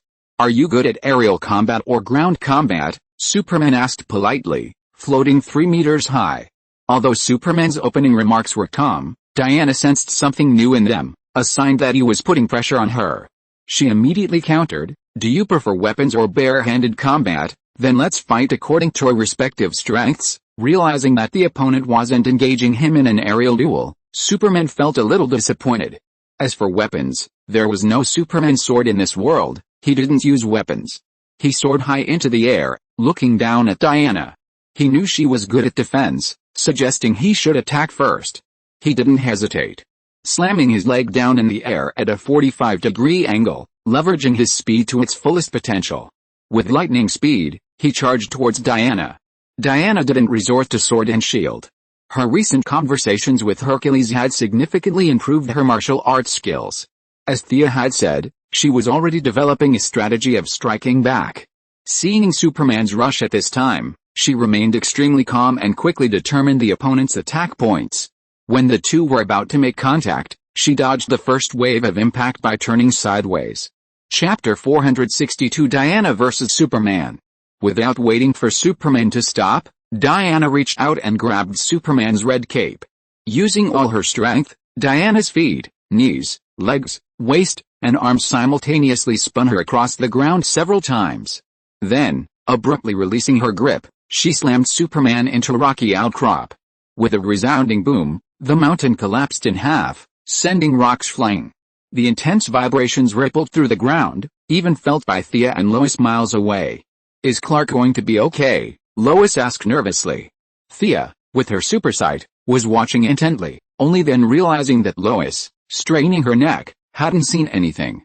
Using her magic to control the ground beneath her feet, she soared into the air and cast a telescopic spell on Lois. She realized that the two would soon engage in a grueling battle, and she had to ensure her safety. A mere ordinary person observing such a high-level battle wouldn't be able to protect Lois. A lesser person wouldn't be able to protect her. Thea used the lantern ring to materialize a small house. The two sat inside, watching the fight unfold outside. Thea was proud of her manifestation, believing that even a full-strength Superman blow wouldn't shatter it, making it more than enough to withstand the aftermath of their battle. This level of tumbling wasn't even a warm-up. Only Lois showed a look of panic, but seeing Thea's composure, her nervousness gradually subsided. Superman didn't remain in the mountain for long. With a single punch, he shattered the surrounding rocks, soared up, and fired a heat ray at Diana from a distance. The two were miles apart, so the heat ray wasn't fast enough to catch her off guard. Diana took 2 steps to the side, and the heat ray struck the ground, instantly vaporizing the hard, black earth. But Superman continued to pump the heat ray's energy. His head swung slightly to the side, and Diana immediately realized her mistake. His head swing was much smaller than her own evasive movement. She pressed her feet hard, her shield crossed in her left hand, and charged forward, bracing herself against the heat ray, trying to close the gap between them. The heat ray struck the shield with a hissing sound. Although it was a high-energy ray converted from Superman's internal solar energy, it was still no match for Diana's divine shield. Diana didn't simply resist. She occasionally feinted as she ran, switching between straight and diagonal movements, tilting her shield, trying to distract Superman's attention with these subtle maneuvers. Realizing Diana intended a close-quarters fight, which was exactly what Superman wanted, he stopped firing the heat ray and, with both hands, grabbed a multi-ton rock beneath him and hurled it at Diana. Even ignoring the incidental force, the immense kinetic energy of such a massive rock was immensely powerful. Its sheer size and speed blocked Diana's escape routes. Retreat? Diana, with her unwavering determination, never considered retreating, especially in combat. Even knowing the odds were against her, she chose to confront the challenge head-on, stomping her feet hard on the ground and launching herself into the air like an arrow. The boulder struck the ground, its powerful kinetic energy creating a massive shockwave that cratered the already gully-riddled planet. However, no one cared about the planet anymore. Superman seized the opportunity, accelerating to his maximum speed, and approached Diana amidst a sonic boom. Unaccustomed to aerial combat, Diana hesitated slightly, raising her shield to block Superman's devastating blow. Invisible waves radiated from the air, centered around the two of them. Although their center was still a long way from the ground, the aftermath of the shockwave still carved an irregular circular crater in the ground. Seeing this, Thea nodded silently. Diana knew Superman well enough to tell her that his strength wasn't much greater than she'd expected. If future enemies were of this level, she might not be able to defeat him, but she wasn't in serious danger either. However, Missy also remembered what Superman and Luthor had said about him never using his full strength in battle. Years of living on Earth, the chaotic nexus of reason, morality, laws, and so on, had shackled him, making it difficult to gauge his true strength. Diana and Superman were in a similar situation. The protective silver bracelets provided her with formidable defense, but also constrained her own power. Unlocking the bracelets would increase Diana's true power 100-fold. According to Thea's estimation, Diana would then be able to slay gods with ease. It was like two warriors locked in chains, Superman's artificial morality, Diana's fear of her own past and the power of the gods. Neither side wanted to push their boundaries. While fierce, the battle wasn't fatal, which was why Thea didn't object. "I am an Amazon warrior, the daughter of Zeus and Hippolyta," Diana cried out, gradually losing ground under Superman's onslaught. She began to artificially bolster her aura.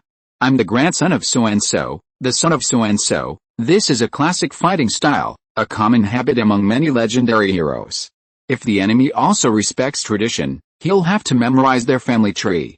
Upon defeating them, he can boast, while stomping on them, "I defeated so-and-so's grandson, so-and-so's son." In a sense, it's a classic literary version of a father-in-law, a name-checking game. Superman can read all the medical texts on Earth in 5 minutes. He's no muscleman, but he possesses a high level of knowledge. He certainly knows this habit, but it's a bit embarrassing for an alien to name his own father and grandfather in battle. His taciturn response only slightly weakened his fierce attack. Diana seized the opportunity, discarding her shield and engaging Superman with her Vulcan sword. Despite losing her initial advantage, Superman's combat instincts remained formidable, but they weren't always there. They were highly variable and, in any case, less reliable than actual martial arts. After catching Diana's punch head-on, Superman didn't notice the opponent's fate and was hit by a sword on the shoulder, leaving a shallow blood groove. Both sides paused in tacit understanding. Without kryptonite and without being weakened, this was the first time Superman was injured in battle. It also made him realize that the Man of Steel is just an adjective. Nothing is absolute and nothing is unbreakable. "Amazing, you are a strong warrior." The energy in Superman's body circulated slightly, and the wound healed instantly. Only the torn clothes reminded him that there was a wound here before.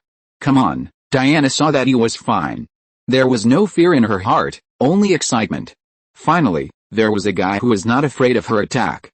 Superman had similar ideas as her, and the solemnity in his eyes was a little more. Chapter 463 Spark Princess. Bang! The two exchanged positions in midair. Diana spotted another flaw, and with the immense force of her silver bracelet, She punched Superman in the stomach. Even with a man of steel, this punch made Superman spit blood. Thea glanced at Lois calmly, wondering if this punch would affect their future happy life. Superman realized that he was at a disadvantage in a battle of moves, and instantly changed the rhythm of his attack.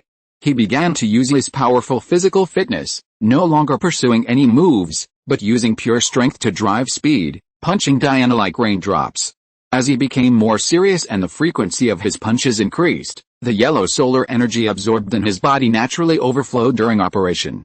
On this dim planet, from a distance, it looked like a sun that was gradually heating up and glowing, becoming brighter and brighter, as if a wheel of fire had risen on the horizon. Diana, equally unyielding, cast aside the Vulcan sword. Her protective silver bracelet sensed her fighting spirit. Though unsealed, it began to overflow with divine power. She felt no warmth from the scorching sun, only the conviction of protection. Rays of silver light emerged from her body and then faded within her, charging towards Superman. One radiant with light, each punch unleashed immense power, while the other, like a bright moon in the sky, displayed unparalleled defense, yet capable of delivering deadly counterattacks. They battled in the air for less than a minute before descending to the ground. Aerial combat was ill-suited to such attacks. Every time Superman threw a few punches, Diana simply flung herself back a few dozen centimeters, rendering them useless. Similarly, Diana's attacks were equally detrimental, completely defeating the purpose of a sparring match. Entering the ground battle, Diana's martial arts skills were finally unleashed to their full potential. Each of her strikes shone with a cold, luminous, hazy light. In a short time, Superman was suffocated by 2 punches and a kick. What a shame, Thea sighed. What a shame, even with Thea's added farsightedness, Louise was still dazzled. A complete amateur, she truly couldn't make out a thing. Thea blurted out her regret, thinking it was unwise for Diana to give up Excalibur to compete with Superman in fistfights. However, she also understood that giving up Excalibur after the shield was inevitable. For Diana, wielding a one-handed sword was worse than going it alone. In the future, Vulcan would forge 2 one-handed swords for her. Perhaps dual-wielding was her path? Thea, can you achieve that? Are you a god, too? Louise asked, apprehensive, as she watched the 2 men occasionally dig trenches in the ground and carve holes in the mountain. The young lady laughed. The question was too unprofessional. What could she say? Boasting about being a demigod seemed overly boastful and unnecessary. I'm just an ordinary earthling. I can't compare to them. Haha, Louise rolled her eyes unseen. An ordinary person? You're kidding. I'm just an ordinary earthling, okay. Superman and his companions were fighting farther and farther away, and Thea could only control her manifestations to catch up. This further confirmed Lois's belief that she was the only ordinary person among the 4. As the 2 of them increased their power, the damage to the planet began to show. Superman had used his supervision to scan the planet early in the battle. Not only was there little intelligent life, not even microorganisms, so he had no problem wrecking the planet. Diana, on the other hand, knew nothing about the fate of alien life, as long as it was an earthling. Even if the planet was destroyed, they could still return. She fought without hesitation. Diana exerted her strength with both hands, lifted a whole block of ground, and flung it at Superman. This crude fighting method perfectly suited Superman's intentions. He raised his right fist high, leaped up, and punched through the incoming object. Not to be outdone, he glanced left and right. Suddenly, his vision lit up. He flew to the side and, with both hands, lifted a mountain several tens of meters high and weighing hundreds of tons from the ground. As he raised his weapon above his head to hurl it, he suddenly spotted something, his eyes flickering off into the distance. Diana, quick to react, realized something was amiss and halted her attack. Seeing Superman lifting a mountain like a gorilla, Thea was about to laugh, but when she saw their expressions change, she sensed something was amiss and switched to her supervision to look in Superman's direction. After searching for 1,500 kilometers, Thea noticed something unusual. 2 alien spacecraft had landed on the surface. The first, a crashed fugitive, while the second was undoubtedly pursuers. Landing with Lois, the suicidal expert, still unsure of what had happened, looked nervously at the superhumans. What's going on? Diana could see far, and 1,500 miles was well within her capabilities. She just needed to reach a high altitude. Thea faithfully recounted her observations to the 2 women. Lois was even more convinced that the capitalists weren't telling the truth. Can your Earthlings see beyond 1,500 miles? Superman put the mountain down with some regret. Holding it up all the time was exhausting. What should she do? Or should she intervene in this matter? Did they say anything? Can you hear them? Thea asked Superman. As the only man present, Superman listened seriously, then said, somewhat speechlessly, I can hear them, but I don't understand their language. What a hassle. Thea breathed a sigh of relief. Even going to a deserted planet to watch a show could lead to such a ridiculous situation, which indirectly proved the depth of the child of the world aura woven into Superman and Diana's being. If she were alone here, she could just walk away. Diana might be able to attend to the immediate situation, but she wouldn't necessarily care from thousands of kilometers away. Unfortunately, the Superman couple were also part of the group, both enthusiastic individuals who couldn't sleep without their own business. Thea had no choice but to join in. She glanced at the crowd of over 30 people, all armed with technological weapons, their combat effectiveness uncertain. She could understand several of the main alien languages, and if that didn't work out, she could always use her lantern ring to translate. Her only limitation was her limited hearing. She softly chanted the spell, and a realistic simulation of Morgan Le Fay was released. She then cast a water mirror spell, projecting the other person's movements and sounds onto the water mirror, facilitating real-time translation. A group of people were seen chasing the person in front. The people behind were shouting from time to time, while the person in front was covered tightly. And there seemed to be lead in his clothes, making it impossible to tell who he was. Xiao listened carefully, smiled bitterly, and didn't understand, so she could only take out the lantern ring. After listening intently for a while, she said to the few people, the one in front is the Princess of Tamarinstar, named Corianda. The people behind are pursuers sent by her sister to kill her. Chapter 464 Entrustment. The internal feuds within the royal family, the conflicts between family members, influenced by Earth films and TV series. Easy for the group to analyze some of the underlying dynamics, each perceiving the intentions in the other's eyes. Save her. Superman was worried about leaving Lois in this desolate wilderness. But neither he nor Diana could fly at super speed while protecting her. The burden fell to Thea, who had her own tricks. She materialized a plane and carried her off into the distance. 1,500 miles passed in a flash, and almost in no time, they arrived at the scene of the firefight. Princess Corianda, known as the Spark, kept turning back to attack her pursuers, emitting green energy blasts from her palms. However, she appeared injured, her steps unsteady, and aiming was extremely difficult. She was being pressed by her pursuers and was on the verge of defeat. The arrival of 4 idlers from the sky puzzled them all. Without their super sight and hearing, they had assumed this was a deserted planet, never expecting to encounter intelligent life. Thea and Lois sat in the materialized plane, a sea of yellow, and they couldn't discern what it was. Superman and Diana's attire was striking, especially Diana's shield and sword, which reminded the pursuers of some backward civilization. The leaders exchanged cold glances, believing these beings, descending from the sky, to be native to this planet, primitive beings possessing strength but ignorant of technology. Princess Starfire, not far away, shared a similar mindset and frantically shouted for the 4 to run. Despite a language barrier, Superman could still tell from their behavior that the ones in front, telling them to flee, were the good guys, while the ones behind, armed with technological weapons, were the bad guys. There was nothing more to say, let's fight. He was already furious at the interruption of their already promising battle, and there was no point in holding back against these blind men. However, he maintained his composure, using even 30% of his true strength. Diana, equally indignant at the looks the pursuers gave her, charged forward in anger. When Thea tried to help, she found the enemy lying on the ground. The two of them, seemingly playing around, defeated all the pursuers. Amidst the wailing, the only person left standing was Princess Starfire. She removed her helmet, revealing red hair and orange skin. If you ignore her skin color, she'd be considered a beauty even by Earth standards.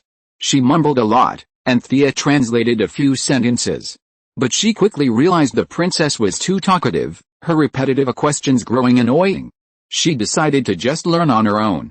Using the lantern ring's language function, they projected the entire Tamarin language vocabulary into the air in 3D, allowing the two academic masters to learn on the spot. Superman and Diana exchanged a glance, seemingly finding this fascinating, and simultaneously memorized it. It proved that Superman's father's foresight and the abilities of this all-round Kryptonian were unmatched. Even the most dedicated Kryptonian scholars couldn't match his rapid learning speed. Superman mastered the Tamaran language, which was considerably more difficult than Earth's, in less than 30 seconds. Diana's reliance on Athena's wisdom was merely a blessing, not a guarantee of her true power. Despite her dedicated study, she was still over 2 minutes behind Superman. Even with a slight delay, mastering an alien language in 2 minutes still surprised Lois, who felt a significant gap between her and Clark. "Aren't you a fast learner?" she whispered to Thea while Superman and Diana were questioning Starfire. Thea was approachable and radiant with hope, a stark contrast to the aloof and arrogant she had been during the interview. Honestly, Lois found her approachable.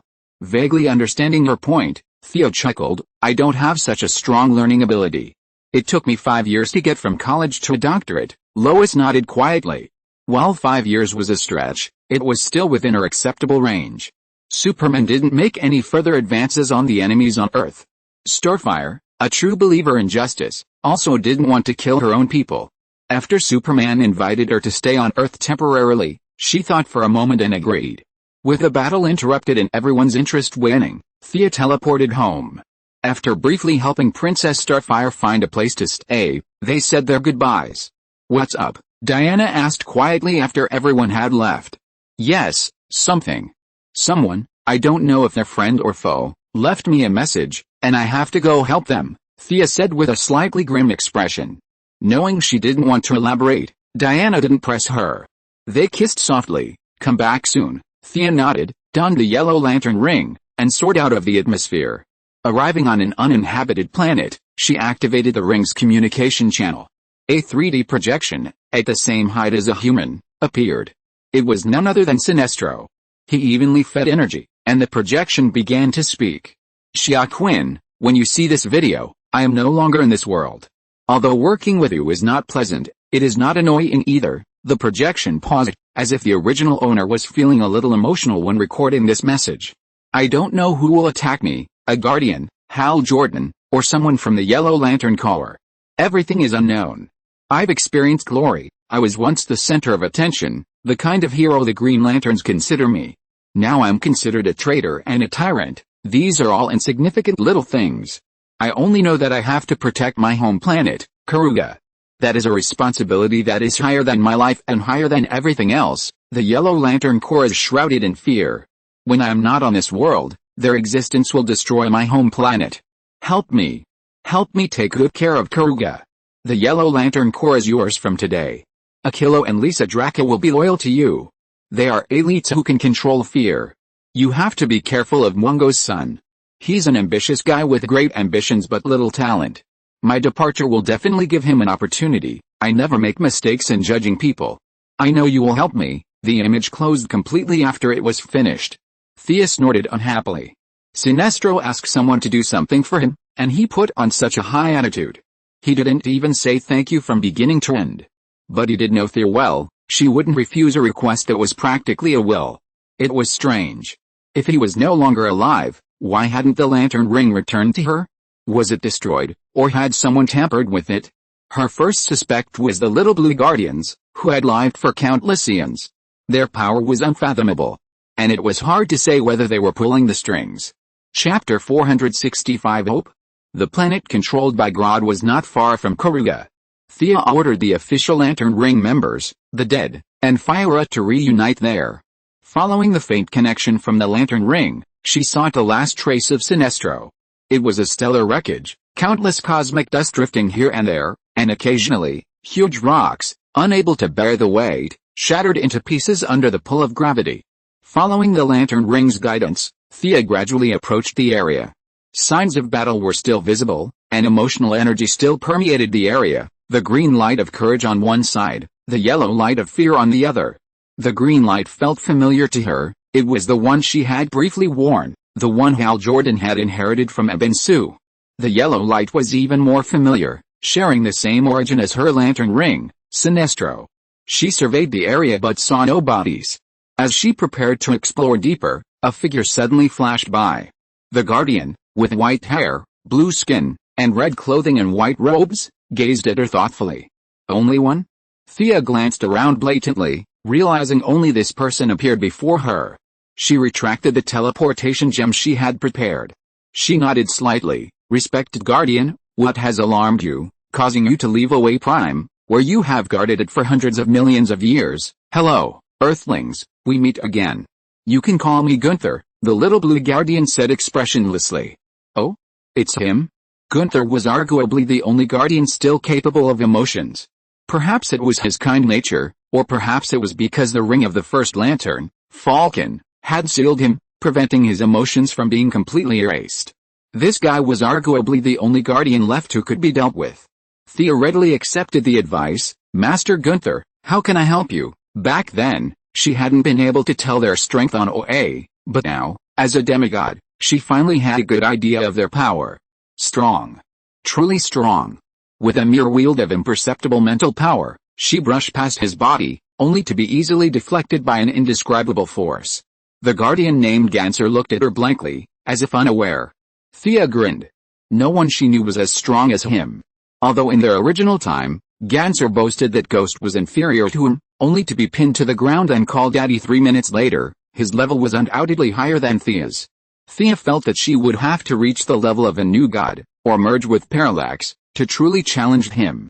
Ganser ignored her little trick. Perhaps it was because of the eons of time, and the countless people who thought they had the ability to test them, that they were immune. Do you think Sinestro is right? He's using his own order, his own understanding, to plunge the planet into a vortex of fear. Hal Jordan disagrees with his actions, and the two of them are fighting. You and Hal are both from Earth. What is your opinion? Thea hadn't really given the question much thought. Half an hour ago, the explosion of Karuga had nothing to do with her. She was so busy that she didn't have the time to ponder it. After careful consideration, she had to admit that Earth was truly rich in philosophical works. Previous generations had already reached a conclusion on this matter, and she had simply reworked it and added her own interpretations, turning it into a new theory. Sinestro single-handedly established order on the planet, enforcing the laws and judging the people himself. He demanded that everyone on the planet live according to his plan. From birth to death, he arranged everything in perfect order. Earth has a special term for this kind of thing, utopia, meaning a utopian state, a desirable thing that is impossible to achieve. No one does this on Earth, without the intervention of supernatural powers.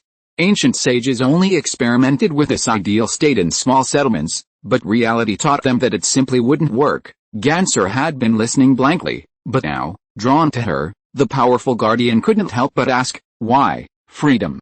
People have no freedom, or the right to choose. They've lost their goals in life, their expectations, their hopes. Everyone is mired in numb trivialities, wasting their time in vain. Hope, Ganser muttered to himself. Thea spoke more and more fluently, and didn't care whether he listened or not, and continued to speak to herself. The ancestors of the Earth gave up the utopian vision, and we are on a free and unrestrained path. Let me give you another negative example. Krypton. You know Krypton, right? Gunther nodded. He knew such a famous planet, and he also anticipated what Thea would say next. Krypton has the best gene-matching technology in the entire universe. They screen babies at the embryonic stage and use huge algorithms to calculate the future development direction of the children. Their future direction is determined before they are born. Every Kryptonian has understood his mission since he can remember. Like a machine, he does his own thing over and over again. Their planet was eventually destroyed. Only one Kryptonian who gave birth naturally escaped. His parents gave him the right to choose. The light of humanity now shines all over the Earth. This is the birth of a great soul. Gunther seemed to be thinking about the truth contained in her words. Hope, is it? Life hopes to change. Only hope can save them. He talked to himself, and slowly seemed to understand some truth. There was a trace of movement on his calm face. He took a step behind him without any fireworks color, and threw a ball of energy-wrapped residue to Thea before disappearing. These are the remaining parts of Sinestro's ring, collected by me. You should be able to unleash its power. Sinestro has merely been cast into the antimatter realm. Don't worry, according to the Book of OA, his story isn't over yet. Take care, thoughtful Earthling. We'll meet again. Only after he vanished without a trace did Thea survey the energy. She wasn't worried about Sinestro. The old man first served as a Green Lantern, then a Yellow Lantern, then a Green Lantern again, then back to Yellow Lantern again. At the end of Green Lantern history, it seems he finally retired to Green Lantern. Sinestro's life had been a cycle of green, yellow, and green, with brief periods of blue and white Lantern in between. It's fair to say his story has only just begun. To describe him as having experienced 3 ups and downs wouldn't be an exaggeration. Gunther kept talking about hope. Was this a sign he was going to establish the Blue Lantern? Thea winced. Honestly, she was just saying it casually, with no particular motive. If you're listening to this novel on a channel other than Fanfic World, it means they downloaded and uploaded it without effort. We cordially invite you to visit our channel, Mundo Fanfic Novelis. There you'll find the original version of this story and you can explore many other novels of various genres. We're waiting for you to immerse yourself in a world of incredible novels. Chapter 466 2 into 1. The Guardians, having lived for hundreds of millions of years, lacked understanding of the thoughts of intelligent life, forcing their interpretations of the world. It could be argued that 70% of the major events in the universe were the products of these little blue men's own arbitrary manipulations. Day doesn't understand the darkness of night. Different levels of life have different perspectives and heights. Thea couldn't understand what she had said that had resonated so deeply with Gunther. This world's timeline was already incredibly chaotic, and now, with her interference, it was unclear what would happen next. She could only deal with the future. The remnants of the lantern ring in her hand urgently needed attention. Finding a cave on a nearby planet, she began to examine them carefully, her heart aching with each inspection. Hal Jordan and Sinestro were both idiots. The energy shockwaves of their mutual love and hatred had actually ruptured the lantern ring. Thea released her own lantern ring and began to channel the energy within the remnant through fear.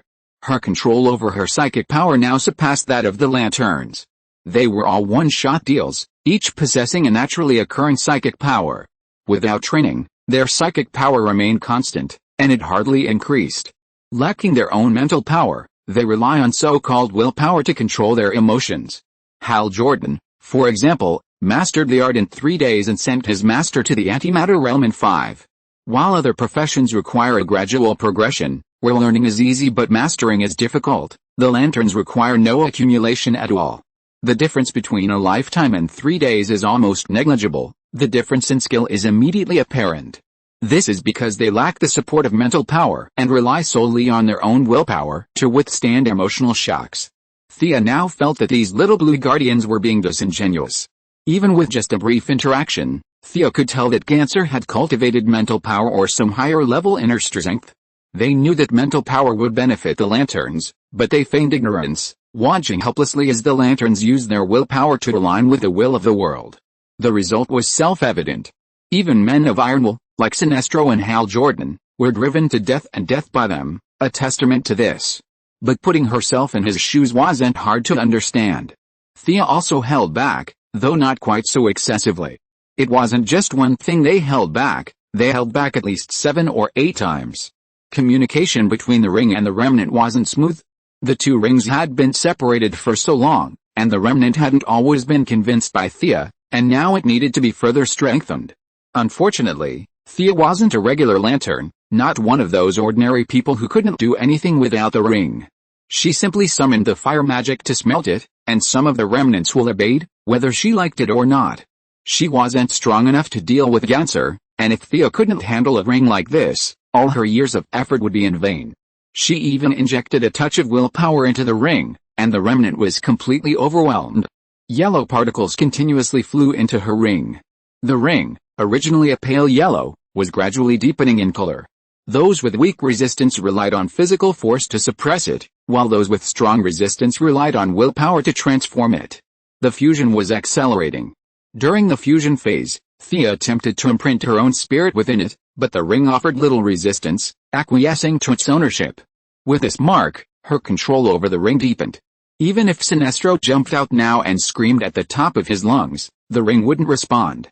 He had to rebuild the ring himself. After 4 hours of effort, all the residue was absorbed, and the color depth exceeded the hue Sinestro had used that day. The ring radiated a golden yellow like the rising sun, and Thea immediately closed her eyes to feel it. Materialization, protective shield, high-speed flight, wormholes, these basic functions were all there. Her original ring functions of phase shift, space warping, teleportation, and Kryptonian charging were all retained. The instilled fear that originally occupied half of the power of each of them was also restored. However, she had already used this ability with spells long ago, and it was no longer meaningful to her now. Energy twins, environmental playback, invisibility, light refraction, cell regeneration, energy absorption and other functions were also acquired one by one. The function of the energy twin wasn't clearly explained, so she tried it out on the spot. The lantern ring would release a life-sized energy clone at the location she designated. While the energy clone existed, the main body remained stationary, but the clone could move at extremely high speeds. Once its emotional support was removed, the clone returned to the main body, transferring all its knowledge to the ring bearer. It seems to be a learning ability. Thea didn't see how useful the clone would be to her. It couldn't speak, was covered in a bright yellow hue, and anyone could tell it was a dummy. Its only advantage was that it could be taken to many dangerous places. While the main body stood outside, the clone, ignoring traps, moved in at high speed and began memorizing knowledge, then transferring it to the main body regardless of life or death. It was like the two rings had been reunited. Many of the functions she had initially envied were no longer necessary. Thea wasn't used to having to wear it every time she used it. Casting spells on the fly was far more convenient and faster than the lantern ring. Oh, I'm so powerful now, recalling that experience seemed like yesterday. While the lantern ring would be a step up for ordinary people, it was just the icing on the cake for her. The lantern ring's emotional amplification function was still affected by the previous shattering of the ring. Thea's original ring could amplify emotions by a factor of 150, but now, with the two rings combined, the amplification hadn't even reached 240, a full 30% less than she'd expected. Calculating the time, the dead were likely already arriving, so Thea didn't waste any time and tested the wormhole in her new ring. It was faster and more stable, even exceeding the speed of light at full power. This world's first yellow ring truly lived up to its reputation. This power and speed were truly intoxicating. Thea couldn't fly that fast herself, and this was only the incomplete first yellow ring. Like the first lantern, he didn't care about the 7 colors of the lantern. He directly obtained the universe's first lantern ring. The one that gathered all the primal emotions. His power instantly soared to a peak above that of a true god, allowing him to alter history and reality with a flick of his wrist. It was clear that the impact of emotional energy on the individual's will was simply overwhelming. Thea didn't want to be a slave to her emotions, but she wasn't about to throw the baby out with the bathwater. To her, the lantern ring was just a tool. If it didn't automatically change into a tight-fitting suit every time she wore it, she might have used it more often. But now? It was dispensable. Arriving on Grodd's planet, Deadman, Fyra, and Grodd, 3 official members of the Yellow Lantern Corps, were waiting for her. Thea briefly explained the situation. Considering Sinestro's recent massive recruitment efforts to counter the 3,600 sectors of the Green Lantern Corps, Karuga's Yellow Lantern Corps currently numbered at least 1,000. Over 1,000 temporary workers who hadn't been verified by the Parallax book. Chapter 467 Preparing for Attack. 1 man against 1,000 sounds impressive and visually stunning, but unless the power gap is truly enormous, it's best not to play it that way. Countless powerful figures throughout history, like Darkseid and Thanos, have been overconfidently overwhelmed and pinned to the ground by 40 righteous warriors. This lesson is not far off. While Thea may despise those yellow-lighted thugs, she might not be able to defeat hundreds or even thousands of them. Unity is strength. This saying applies in 99% of situations. A brute force attack is unrealistic. Korga's civilization is quite advanced. Even if it's not as advanced as a level 8 civilization like Krypton, it's at least level 6. Unlike Earth, it's like a market, with aliens coming and going as they please. Korga has a defensive system. Grodd has a large population, but their civilization is only slightly higher than that of the natives, so forget about spaceships. Fyra had previously recruited some neutral mercenaries from space and possessed several warships, but their behavior was unpredictable.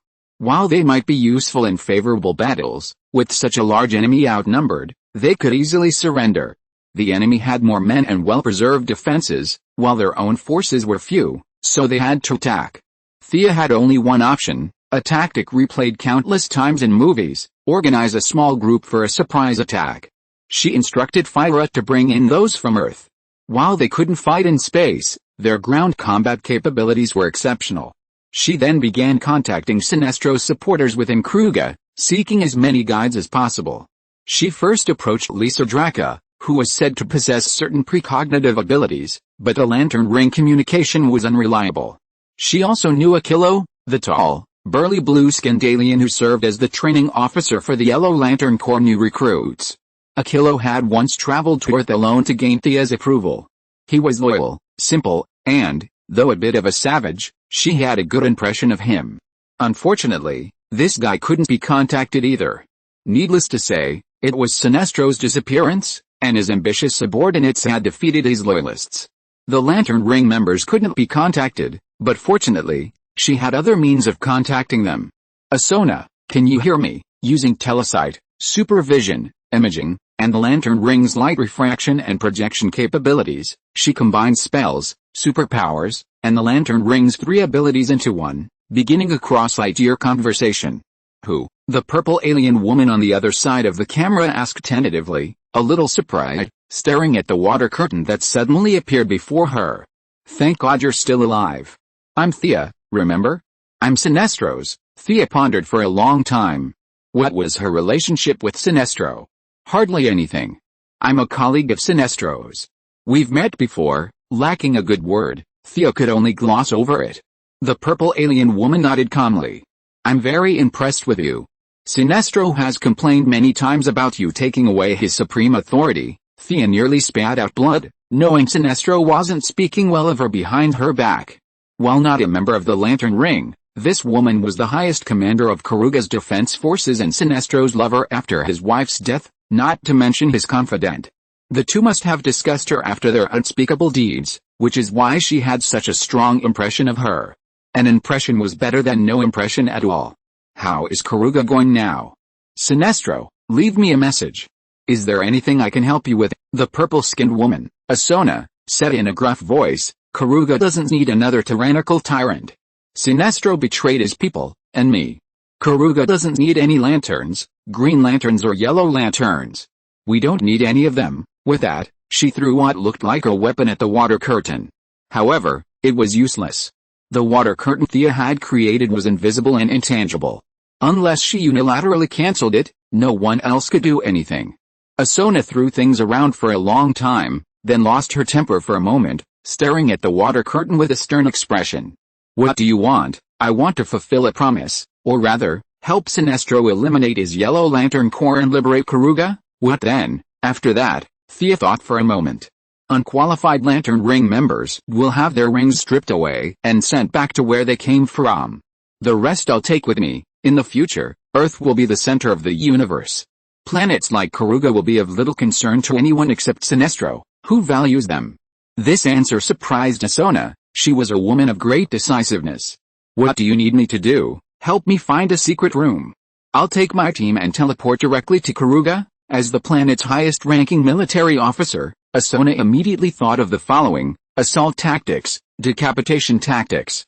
She didn't realize that Thea's small force and unilateral assumption that the other side wasn't planning a large-scale attack suited her perfectly. Okay, she agreed readily. Before ending the call, Thea instructed her, gather intelligence on the Legion's current situation. We'll see you later. With that, she began setting up a teleportation array. The Lantern Ring's power had greatly increased, so there was no need to abandon it. She was also concerned that Asona might harm them. The array, reinforced with both magical and emotional energy, lasted a long time, providing a stable channel. Without specific targeting methods, even nuclear bombs could not destroy it. Several people from Earth arrived quickly. A somewhat awkward elf put on her imitation lantern ring, her suggestion constantly influencing her. Deathstroke and Poison Ivy were fine, but Midnighter was experiencing his first alien world. He was particularly surprised to see so many primitive people carrying the chubby Grodd to join them. Was this one of his companions? Fyra stood alone beside Thea, watching her construct the teleportation array. Deathstroke and Midnighter, both of half-black and half-white descent, had a lot in common. Later, Grodd joined their conversation. Elfer was bragging to Poison Ivy and Elfer. Each of them brought a number of men to their rear, Fyra's recruited aliens, and native warriors controlled by Grodd. Deathstroke also brought over 100 elite soldiers and his daughter, Rose Wilson, an equally skilled warrior. Another thing that caught Thea's eye was Deathstroke's recruitment of a psychic, a stone woman capable of controlling soil and rock. However, she was too young to be a primary force. She didn't have many thoughts about her own men. Those she favored were capable and strong. And it was normal for them to aspire to expand their power. As she and Gunther had said, hope is the driving force. Chapter 468 Infiltration. Their respective forces totaled nearly 500 men. To allow for the passage of larger creatures like Grodd, Thea had significantly heightened and widened the sides. From a distance, it resembled a miniature dark portal. This portal was also a test for her.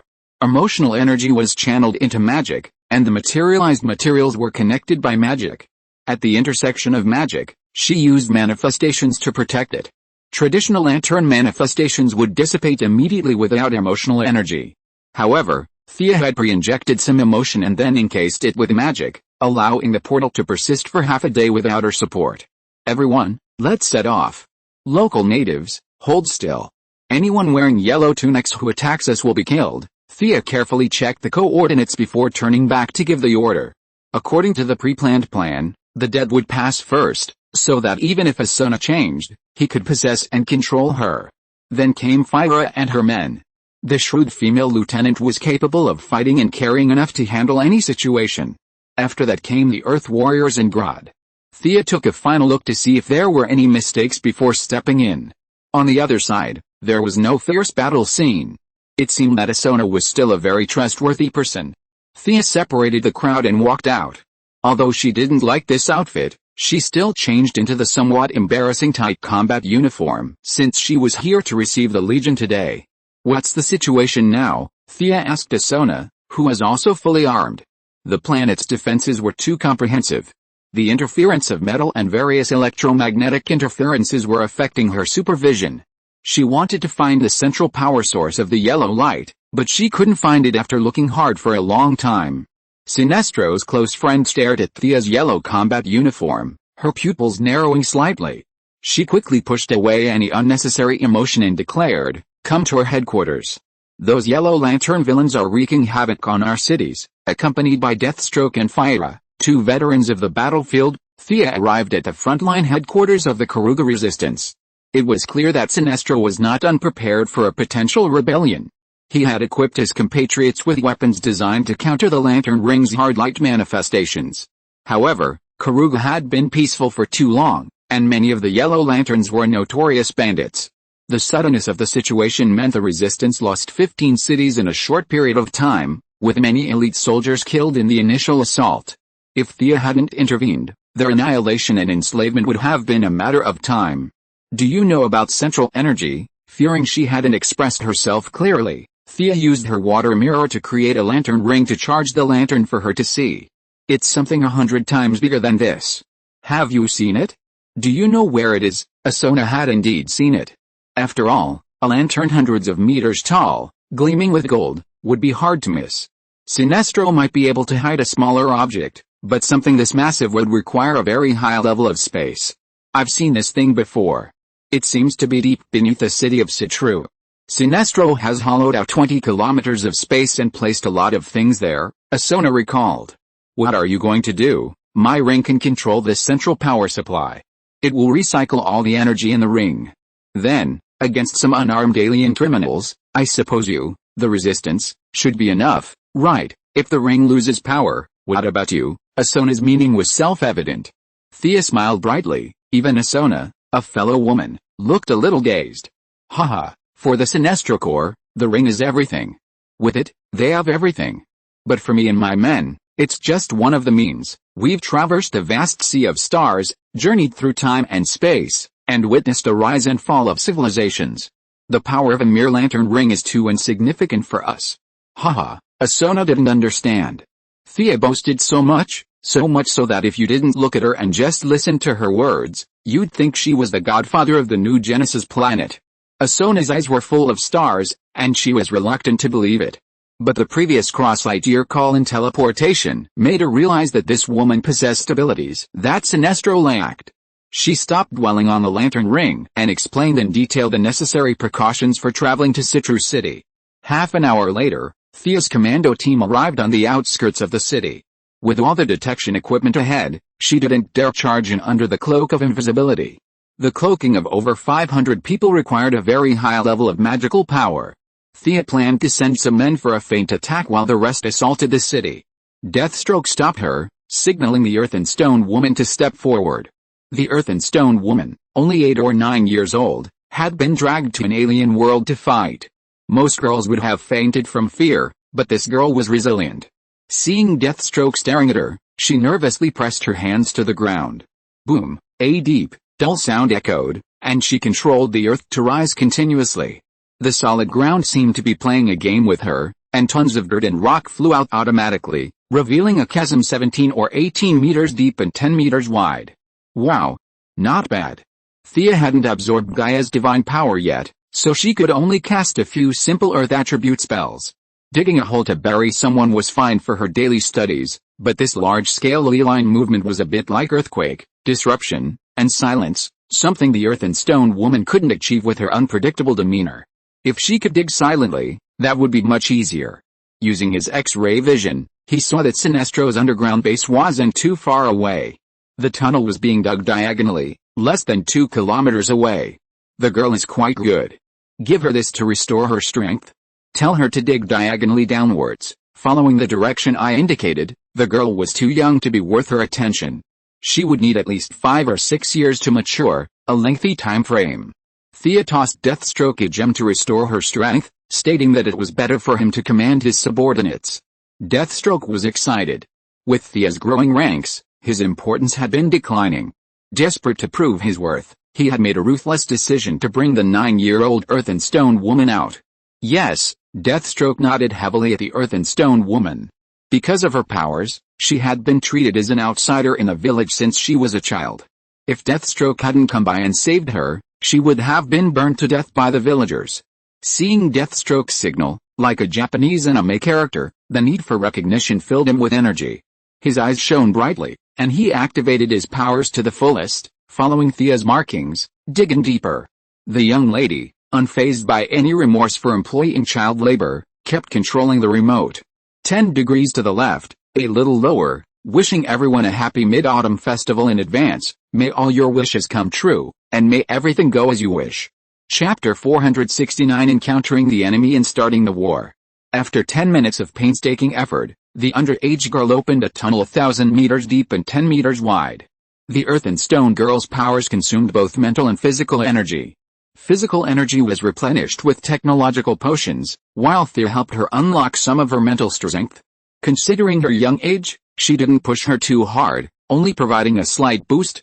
After checking the tunnel floor and finding no traps, Thea led the 500-man team into the underground palace. No, Sinestro's Batcave. They encountered no traps along the way, but numerous warning devices. The disadvantages of having a large group were inevitable. A mercenary accidentally stepped on a mechanism, and a rapid alarm blared from the wall. Never mind, head southwest. Thea saw only the direction, blocking her perspective. The central power source must be there. She contacted Asona to launch a ground attack to draw some of the enemy away. Meanwhile, she cast a massive mass acceleration spell on the Tomb Raiders, racing against time. The large group sped along for 4 or 5 minutes before being stopped at an intersection by a group of yellow lanterns. It was clear they had also assembled hastily, numbering fewer than 100. Among the group was a sludge, whose body was composed of a corrosive liquid. This was one of the few official yellow lanterns Thea had encountered. It could draw upon the abilities of corpses encased in the liquid. It was difficult to judge this being in terms of good and evil in the human sense, as it wasn't even a living being, let alone treachery. It likely had no concept of that. This area severely affected vision, and Thea hadn't spotted the yellow lantern's Disporus, their most deadly killer, a super virus visible only under a microscope. They might have a microscopic enemy. Have your plants begin searching, Thea instructed Poison Ivy. Plants have sensory systems distinct from living organisms, making them particularly adept at detecting microscopic enemies. Some plants even release interferon, which is lethal to viruses.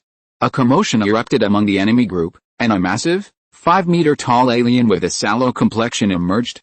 Master of the Book of Parallax, are you here to congratulate me on my capture of Karuga and my succession to the leadership of the Legion? The alien's orange eyes automatically turned to Thea. "Who are you?" Thea feigned ignorance. She recognized the burly figure instantly. He was Little Mungo, or Mungo II. His father, Old Mungo, had been remembered in Thea's memories as attacking Seaside City on Earth. But in this time and space, whether through a brain injury or lack of medication, Old Mungo led a vast army, supposedly conquering the entire universe, to attack OA Prime. Ganther couldn't defeat Ghost in single combat, but that didn't mean the Guardian Blue Man was weak, but rather that Ghost, the vengeful spirit of God, was too powerful. Moreover, OA Prime had more than just Ganther. There were 6 other Guardian Blue Men of equal strength, plus 7,200 official Green Lanterns, a significant number of reserve personnel, and a handful of elite Supreme Green Lanterns with modified bodies. With such overwhelming force, Mungo, imbued with a mysterious self-confidence, charged ahead first. This wasn't the Green Lantern Corps, a mere handful of them, led by Hal Jordan after the blackout incident. He was met by the Green Lantern Corps in its prime. A sea of green covering the entire planet of OA. His invincible army was instantly crushed to dust, along with his physique, forged to rival Superman's. Tens of thousands of men attacked him, only to have their heads consigned to the OA showroom. Sinestro had taken in his son, the one who now stood before Thea. This man, it must be said, was truly gifted, both genetically and physically. While others might consider one lantern ring insufficient, he wore 4 of the same temporary ring. Wearing just one ring required immense willpower for a normal person. Wearing different colored rings, as Thea had done, required different emotions, unlike the man wearing 4 rings before him. Sinestro and Hal Jordan were both men of unwavering willpower. When had anyone ever seen them wear 2 rings of the same color? There's no need for that. The amount of emotion output per unit time is fixed for everyone. The advantage of wearing 4 rings of the same color is probably just to maintain sustained firepower. When one lantern ring runs out of energy, swap it out for the next. Or perhaps one lantern ring materializes offense, another defends. At least, these are the only functions Thea could think of. While there are some advantages, the disadvantages are significant. The emotional drain on the wearer is doubled, and this isn't universally applicable. Mungo II, Thea thought, was missing the point. He was wasting his father's physical and mental strength on the lantern ring. In the original timeline, this guy had also betrayed them, being instantly killed by Sinestro, who had tampered with the lantern ring. Thea didn't have the means to do that now, but she figured it wouldn't be too difficult to deal with this guy who abandoned his family's secrets and switched to playing with rings. His father could hold his own against Superman, so his genes must be strong. He must control the intensity of his attacks later, and it's best to preserve his body for reference. Mungo II had no idea his secrets were being exposed, and the eldest lady was planning to take his body back for research. As if about to start a quarrel, he shouted with a red face, "I am Mungo, ruler of Karuga, tomorrow's emperor of the universe." Thea scoffed, her laughter a bit harsh. His pride severely wounded, Mungo extended his sallow left hand and smashed a materialized hammer made of fear energy towards Thea. Interesting, the opponent was not stupid, his attack did have some interesting points. 4 layers. Thea saw at a glance that this manifestation was a bit deceptive. While seemingly ordinary on the outside, it was actually composed of 4 manifestations. The temporary lantern ring's emotional manifestation bonus was too weak, so Mungo could not focus on quality and could only pursue quantity. However, this was meaningless in the face of absolute power. Fyra, standing beside Thea, saw the huge hammer coming, expressionless, and with a single punch, shattered the manifestation. 3, 4, or 5 layers were of little significance to her. This display of skill startled the yellow lights on the other side. She relied neither on emotional energy nor technological equipment, but simply a casual punch to shatter the Mungo attack, which they had believed to be invincible. The yellow lights, who were all made up of villains, felt their momentum falter. Shia's side already outnumbered them, and with his strength, the enemy looked even more vulnerable. "Leave the lead, giant, intact. And kill the rest," Shia said lightly. As soon as she finished speaking, the electric girl, whose temperament had drastically changed and who had a tendency towards violence, rushed out first. This underground base was filled with electrical equipment, and she charged directly into the enemy's midst, sending a silvery white electric current raging through the crowd. Chapter 470 Crushing. Poison Ivy had previously planted a vast number of plants on the battlefield while they were talking. Under her control, the plants erupted from the ground. The yellow lanterns, accustomed to materializing, were caught off guard by the plants and the electric girl that emerged from beneath them. Some were stunned by the electric shock, others half corroded by the slime sprayed by the acidic plants, others swallowed whole by the man-eating plants, their limbs entangled by their vines. The consequences were numerous. Deathstroke, not to be outdone, dodged the yellow lantern's materializations and attacked from the side. In his left hand, he held a titanium alloy steel blade, in his right, an acid-attributed magic blade he had acquired from the Cold Flame Church. Many of the aliens looked abstract, so he ignored their appearance, slashing at what he presumed to be necks, wrists, and ankles. His physical prowess had long surpassed the limits of the human body. Combined with his uncanny footwork and masterful martial arts, he slashed down many yellow lanterns as soon as they realized they were near him. Midnight cast 2 group spells, but his magic wasn't as profound as Thea's, so the effect was disappointing. Suddenly, he spotted a sludge-like creature, oil, attempting to escape. Within its outer membrane lay a corpse. Midnight ignored the corpse's alien-like appearance, unrelated to his earthling. He continued to chant and cast spells, forcing it under his control. The earthling was surprisingly powerful, using its magical power to connect with a corpse. Under the influence of his psychic power, a bony claw emerged from the oil, severely wounding the fleeing oil, its fluids gushing out from the wound. Midnight pressed his advantage, pressing his hands together and causing the corpse to explode directly within the oil. This official member, personally recruited by Sinestro and registered by Thea, was instantly reduced to a pool of acid. Its fragile cell walls, unable to sustain the energy flow, collapsed to the ground, motionless. Thea produced a parallax book. With the death of the sludge, it was recorded as a full member, its life story slowly emerging with its death. It was originally born on a desolate planet. An unfortunate interstellar traveler's spaceship crashed there, and by chance, its remains landed within it, slowly developing self-awareness. Even with a parallax book, it was difficult to determine whether the consciousness within the sludge was that of the unfortunate interstellar traveler or the lingering will of the desolate planet. However, its corpse was still valuable for research. Thea first used the authority and magical power of a ring to freeze the yellow ring, which was searching for a new bearer. This was a desperate move. If she killed one, the ring would have to find another, the search would be endless. Fortunately, there were only a few official rings, and the remaining temporary rings were not capable of finding new bearers. Just as Thea was packing up the sludge's body, she saw another ring take flight. Who's dead? She looked and saw it wasn't from her side, but the ring had indeed flown from the battlefield. There was only one truth. The microscopic lantern ring member, the deadly virus Disporus, is dead. A virus that has evolved to this level of self-awareness would have been of considerable scientific interest. Unfortunately, it was too small. Who knows what equipment Sinestro had installed underground? Thea's supervision was completely useless. She searched for a long time but couldn't find its body. The most crucial question was, Sludge was killed directly by Midnight's blast. Who killed it? It couldn't have been trampled to death. He channeled some of his magic power to control the lantern ring as it was about to fly away. Thea checked the records in the parallax book and confirmed that it was indeed dead.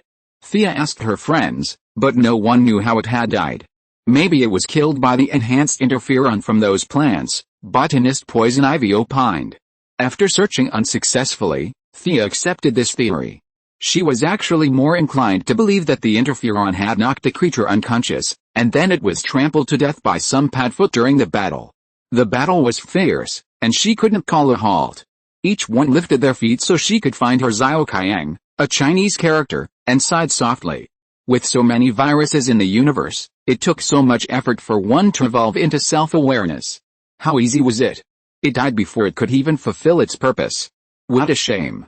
The battlefield was one-sided, and the most eye-catching person was undoubtedly the electric girl. From the sound and light effects, it was hard not to notice her. She continuously unleashed silvery white electricity. Unfortunately, she was a former streamer with very little experience in combat. She also wanted to fling some lightning in style, but her accuracy was questionable, and her power control was also problematic. She was clearly aiming for the enemy in front of her, who had already deployed a physical shield, but she swung her strike and hit the nearby enemy in the face. The yellow lights, unaware of her lack of aim, assumed this was just her fighting style, and they rushed over to attack her. The electric girl was not afraid of being surrounded, and since she couldn't control the whirlwind of electricity, her group damage was undeniably the best on the scene. She would occasionally evade the encirclement, dashing from one group to the next, discharging electric shocks, leaving the yellow lights in agony. Not everyone could materialize a giant body to protect their entire bodies like Sinestro and Thea. Most could only materialize a portion of their armor, leaving the others suffering terribly from the shocks. Few, if not special life forms, were immune to the shocks. This couldn't go on. Seeing Thea didn't attack, and Phyra, who had previously seemed so formidable, remained undeterred, Mongo II, the self-proclaimed Emperor of the Universe, also stood still, pretentiously. Now, he felt he had no choice but to move. Though it was a bit embarrassing, he decided to eliminate the electric girl, who posed the greatest threat to his side, first. He took a step and froze. He could only feel something pressing into him, as if a massive hammer were hammering at his head. He didn't realize it was a coordinated effort between the dead and Grodd, one pushing deeper while the other struggled to control him. His will, already sapped by the 4 lantern rings, was now facing these 2 rogue abilities, and his mental world was losing ground. Control of his entire body had been reduced by a third, and it was doubtful if he could even move. Seeing the general's impressive performance, Thea's soldiers were also incredibly motivated. Deathstroke's daughter was particularly impressive, her fighting style closely resembling her father's, wielding her dual blades with power, speed, and skill, rivaling Thea's in her youth. The natives brought by Grodd were also quite brave, having honed their strength carrying the multi-ton gorilla across the mountain day in and day out. Javelins as thick as arms were hurled, leaving after images, and the lead man's projectiles were even capable of shattering materialized shields. Chapter 471 Receiving the Yellow Lantern Collar. Mongo II was dragged into a tug-of-war with the dead and Groddra in the spirit world. The sludge and supervirus were instantly annihilated, and the remaining yellow lanterns were slain one after another. Had it not been for the constant influx of Lantern Ring members returning from the surface battlefield, they would have collapsed long ago. However, their lack of coordination and command structure in their fighting style was deeply flawed. Facing Thea's dominant force, they were effectively bolstered by their defeat, their numbers rapidly dwindling. Unable to secure the Emperor's support, many were already considering retreat. Seeing the situation so favorable, Phyra, the lieutenant and second only to Thea, personally took the field. The battlefield was shrouded in a chaotic mix of enemies and allies, making high-powered moves unsuitable. This was somewhat restrictive for Superman and Supergirl, who could dent the ground with a punch and shatter a mountain with a kick. Phyra, however, faced no such challenges. Her combat skills were inherently refined. The Kryptonian techniques of those days were no longer suited to her now expanded physique, but her combat experience remained. If Superman were a farmer with immense strength, then Phyra was a thief with maxed out strength. Her agility was immense, as she weaved through the crowd, unstoppable. These ordinary manifestations were completely defenseless against her, instantly dispatching over a dozen of them. She then reached the dazed Mongo II. She gestured to the dead figure and Grodd in the distance, and both, the gorillas, simultaneously released their control. Mongo, dazed and still unable to comprehend what had happened, saw Phyra grasp his head with one hand, his chin with the other, and with a powerful thrust, she snapped her hands together. With a crisp snap, the giant's neck was broken. His tenacious vitality kept him alive, and his lips moved slightly as if he were about to speak, but his vocal tract and trachea were damaged, so he strained for words, but no words came out. The lantern ring on his hand continued to flicker, as if he were trying to make some effort. However, the fading vitality also eroded his willpower. His vision grew increasingly blurry, and he vaguely envisioned himself becoming the Emperor of the Universe, ultimately succumbing to his final breath in his imagination. In a fair fight, Mongo II would have been no less powerful than Phyra. However, reality proved unforgiving. The rogue duo's dominant control prevented him from even showing a shred of his strength, and he was instantly slain. Thea was delighted with her men's coordination. They skillfully dispatched the enemy's ultimate boss, leaving her alone to fight.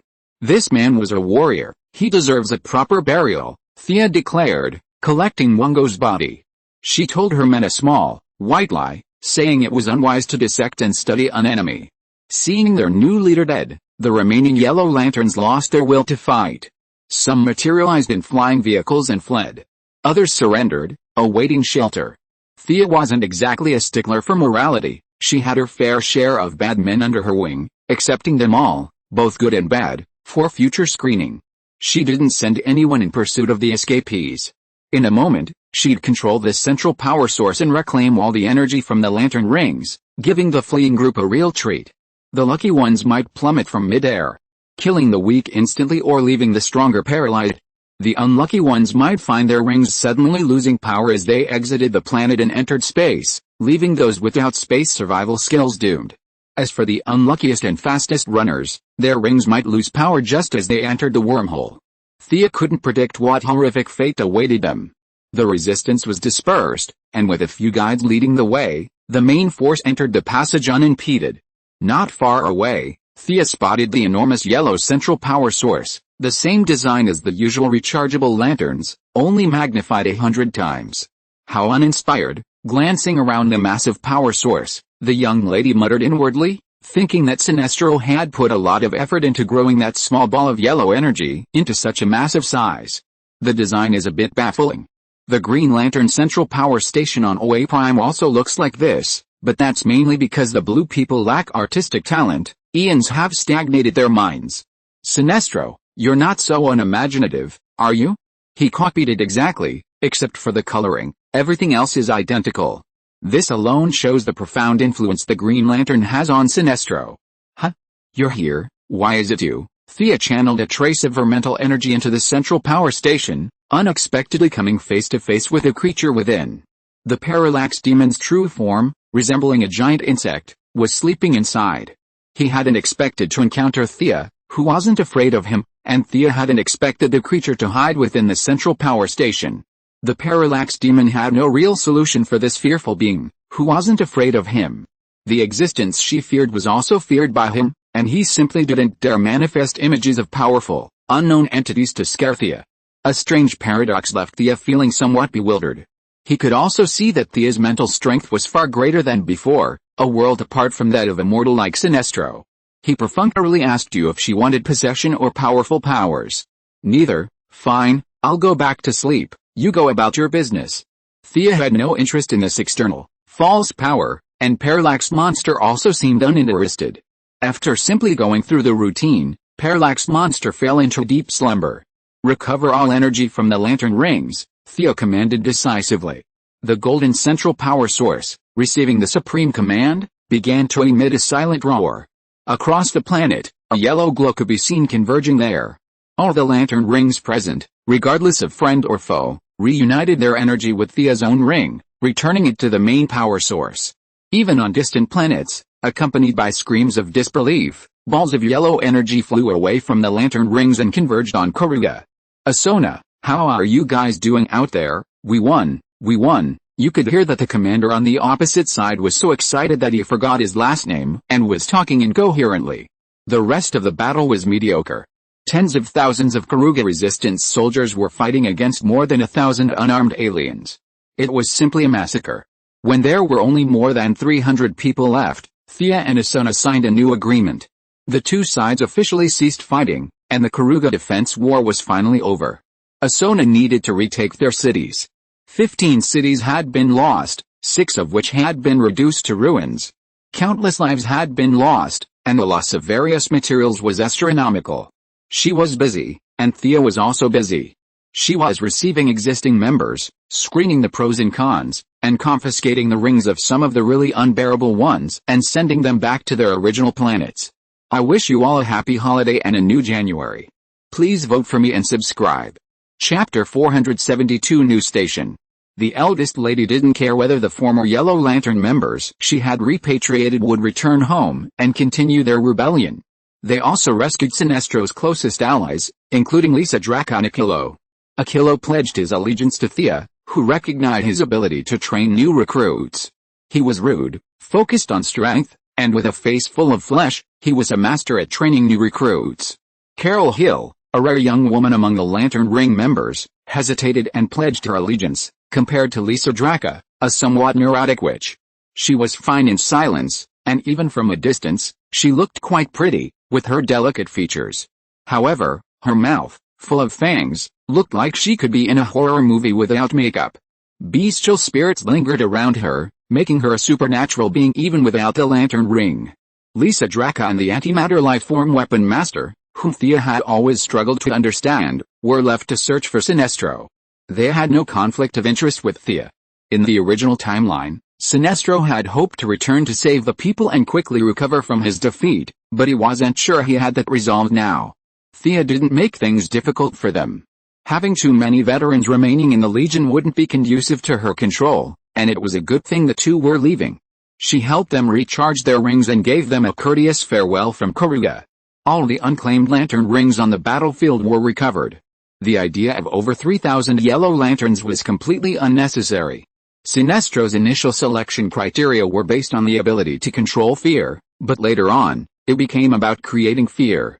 Perhaps due to the pressure from the Green Lanterns, or perhaps due to his own imbalanced mentality, he lost sight of his original purpose and began recruiting villains and bad guys, destroying the Legion's initial elitist atmosphere. Are those who control fear necessarily evil? Just look at Batman. Sinestro has led the entire Legion astray. Thousands of makeshift lantern rings were thrown directly back into the central power source. The return of energy excited the parallax demon within, and the beautiful surroundings even gave him the urge to sleep for another 500 years. After removing the dross and retaining the essence, the vast number of rings were transformed into energy again. Thea intercepted a portion of it and distributed it to her subordinates.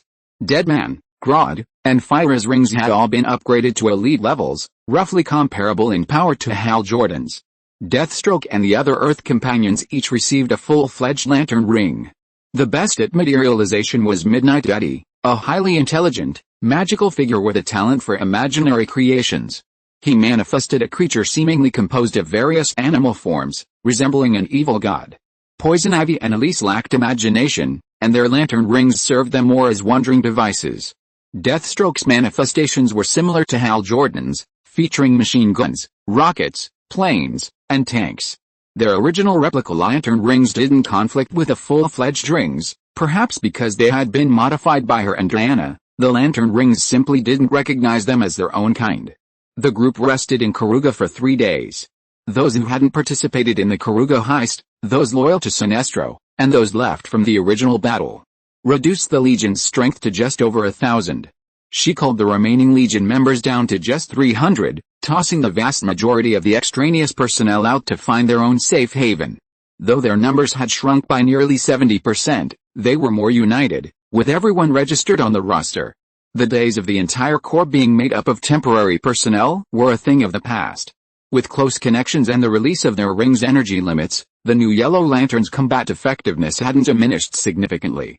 The reorganized Yellow Lantern Corps began evacuating Karuga, which belonged to Green Lantern Sector 1417. With Sinestro's death, a new Green Lantern would soon take over. Thea wasn't ready to hold on to OA Prime, so leading the team away was the right thing to do. She said goodbye to Sona, and, recognizing her cooperation, she left her a communicator so she could contact her if she had any future troubles. Deathstroke, Grodd and his men chose to return to their home planets, while Thea began considering a new base for the Yellow Lantern Corps. Bringing them all to Earth wouldn't be a good idea. Many of the people there were feral and unruly, making them impossible to manage. The only solution was to leverage their strengths for personal gain. What could this group of people do? They were all big and strong, with faces full of flesh and blood. Helping the elderly and children was out of the question. A group of guys whose brains were only focused on muscle was even less likely to conduct technical research. Following the traditions of the Red and Orange Lanterns, finding a region to dominate was a good idea. There weren't many places in the universe beyond the reach of the Guardians, but there were still a few. Thea didn't go to those remote star regions, that wasn't in her best interest. Her future plan for the Yellow Lantern Corps was mercenary work, collecting protection fees. Finding neutral factions to collect protection fees and taking on commissions on a daily basis would allow for both training and profit, so why not? Of course, choosing a target required careful consideration. For example, even with a mother box technology and easy access to a place like Apocalypse, Thea wouldn't have the guts to collect protection fees. She chose a trading company called IBAN, the closest translation from Earth. It was actually a major interstellar alliance focused on trade, not a shell company that could kill 3 managers with a single brick. Their location was in Sector 0571, and the information in the lantern ring indicated the Oasis Bay Interstellar Port, affiliated with the Iban Trading Company. It's huge, even the knowledgeable Thyra couldn't help but exclaim. Yes, what a wonderful place. Thea also found the object slowly moving through space before her magnificent. They had transformed the entire planet, using the Earth's core as a power source, transforming the entire planet into a gigantic space battleship. The central area was the original star, approximately 20,000 kilometers in diameter. Countless cities and buildings stood on the surface, and a variety of aliens roamed the ground. As the name suggests, a port is a place for ships to dock, but these don't dock sea vessels, but spacecraft from various civilizations. Tens of thousands of kilometers of landing pads surrounded the star, and a variety of weapons, both familiar and unfamiliar, were densely packed everywhere Thea could see. This kind of technological weaponry was truly impossible to deal with without a large-scale invasion. Thyra and her Kryptonian friends always took whatever they saw. Seeing Thea's interest, she softly asked, "Are you interested in this place?" Thea didn't answer directly. "Let's go down and take a look." Most aliens arrived by spaceship, so it was rare to see them flying through a wormhole in uniform. The port manager was well informed and knew about the Green Lantern Corps. He had never seen these yellow-clad, yellow light-wielding creatures before him, but out of a desire to avoid offending them, he offered a welcome. "Welcome, friends from afar. I am the ambassador of Iban to the interstellar port of Oasis Bay." An alien creature, not much bigger than a squirrel, approached them in a flying vehicle.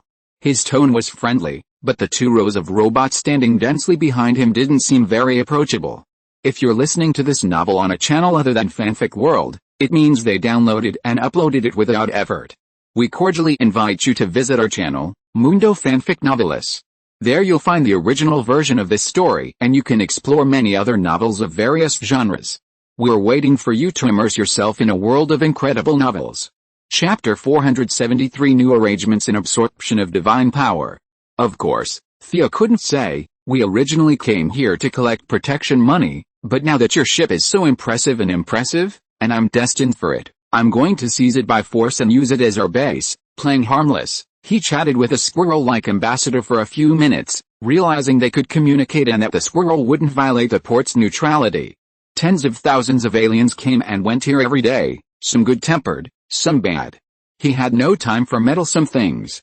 After a friendly explanation of the neutral zone rules, he led his men on their way. The guards seemed to be robots? They must be controlled by the main control computer. Thyra continued to communicate with Thea through the ring. "No rush, get our people in, Grodd." Thea threw a banana at the gorilla, who was looking around. "Learn their organizational structure and control them from the bottom up. Be careful not to make any mistakes or let the dead cooperate with you." Deathstroke, you take. Thea looked over Poison Ivy, Midnight, and Lightning. The three's combat effectiveness would be affected in space, especially Poison Ivy. She was sweating profusely after just a short time away from the plants and traversing space. "You take Lightning and the Yellow Lantern Corps here to develop connections. Poison Ivy and I will return to Earth. Midnight, I want to stay here and continue my old ways, opening a small bar and gathering information from both the underworld and the underworld. Plus, there's a lot of magical equipment to be found here," Midnight said preemptively. He had reassembled the remains of the corpse that had exploded from the sludge. This unknown voodoo sorcerer was adamant that the alien remains could respond to his psychic techniques and were valuable for research. Thea thought for a moment and decided it wasn't impossible. Now that several of her subordinates had lantern rings, returning to Earth would be easy. Earth's magical world had been set back 30 years by her, so leaving Midnight behind was really pointless. "Alright, we have plenty of cosmic currency. We'll pay for the land and various facilities with Thyra." That's right. Both General Zod and Sinestro were wealthy men. Thea had plundered their collections, and even by cosmic standards, she wasn't poor. She planned to slowly bring the entire Legion under her control, a process that would require both coercion and inducement. As long as she occupied this lucrative port in this commercial alliance, loyalty and cohesion would naturally follow. Investigate their main control computer. Brainiac's threat remains. They won't develop artificial intelligence, at most pseudo-AI. Then, we'll create a robot rebellion. We'll help them resolve the problem, And then we can turn the tables. Several trusted aides, aware of Gideon's situation, nodded silently. They were no more than 1 or 2 years old, and didn't need Thea's guidance. The Earthlings had overcome their initial fear, finding these aliens to be nothing special. Thea wandered around, discovering what she called a port, but was actually a planet. Her supervision scanned the area, revealing a sparse population. The cities were populated by various interstellar hunters, bandits, and mercenaries. There was no food production or machinery, everything depended on currency.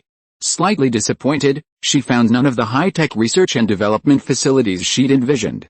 She left a message for a few people and returned to Earth with poison ivy. Thea returned to Metropolis and found Diana. She learned that Hercules had undergone another treatment, his willpower now capable of killing filthy consciousnesses. He had only briefly healed her before stopping. According to what he had said to Martian Manhunter, he hoped to conquer his inner demons through his own strength.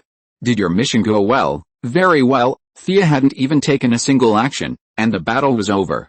The super virus's remains were nowhere to be found, even with Croydon's compass, who likely didn't even know what the virus was. 3 days out had yielded a lot, over 300 loyal yet wavering thugs, the bodies of Mongo and Sludge, and a significant portion of Sinestro's private collection. After a brief chat, Thea left the Metropolis alone and found a secluded, deserted cave. She set out to absorb the divine essence gifted by Gaia. Practice makes perfect. She had mastered the sequence for altering her magical power. She began by simply suppressing her 5 attributes, relying on her body's instincts to resonate with the divine essence. If one attempt didn't work, she tried twice, and if 2 failed, she tried 3 times. Thea was confident in her own abilities. As the wielder of the Holy Sword, she embodied the wishes of all living beings, and this unifying force would in some way increase her chances of success. Sure enough, after just 3 attempts, her body merged with a divine power. Upon closer inspection, Thea saw that it was the Earth-attributed magic she so desperately needed. The 6 attributes, Earth, Fire, Water, Wind, Light, and Darkness, began to form a small cycle within her body. She completely absorbed the remaining Gaia divine power and transformed it into magical energy. This cycle began to relentlessly circulate within her. Thanks to the essence and richness of Gaia's divine power, her overall magical power rapidly increased. Partway through, she drew her holy sword and underwent a heroic spirit transformation, disintegrating and reassembling her body. This process expelled much of Gaia's divine power. Thea's approach was simple and drastic. She downgraded divine power to magic, then disintegrated and reassembled it, discarding whatever was unsuitable for her body, regardless of its quality. It wasn't until 2 days later that she completed this mana absorption. She carefully sensed the robust and resilient magic within her. This wasn't an external object like the lantern ring. The power within her was now her purest form. Perhaps there were powerful beings at a higher level who could alter reality and deprive her of her power, but those beings were still far away. Thea had achieved what she considered her best. It seems to be more than I expected. She casually cast a few spells, and the 6 elements were no longer constrained.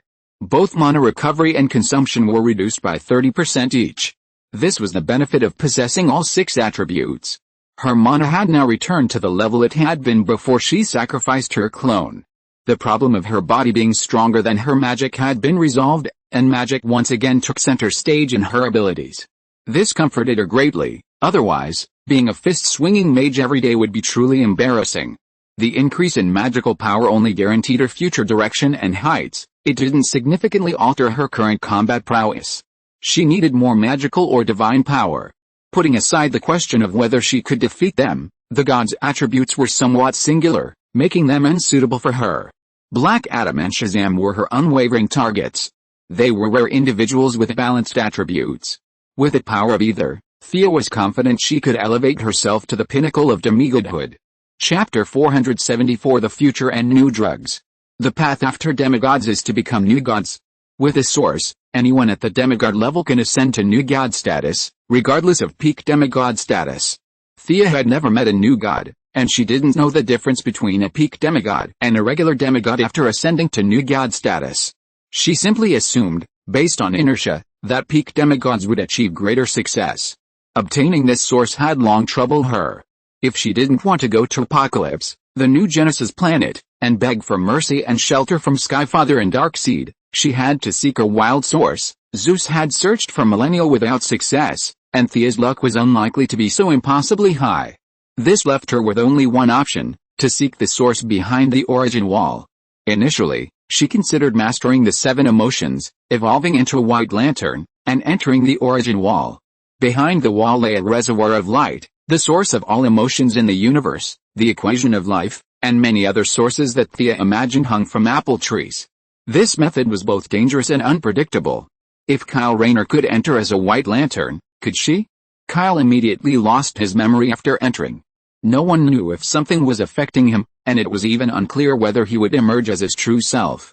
Thea wasn't a risk-taker. Even with a 1 in 10 chance of failure, she'd be relentless. Fortunately, another solution soon emerged.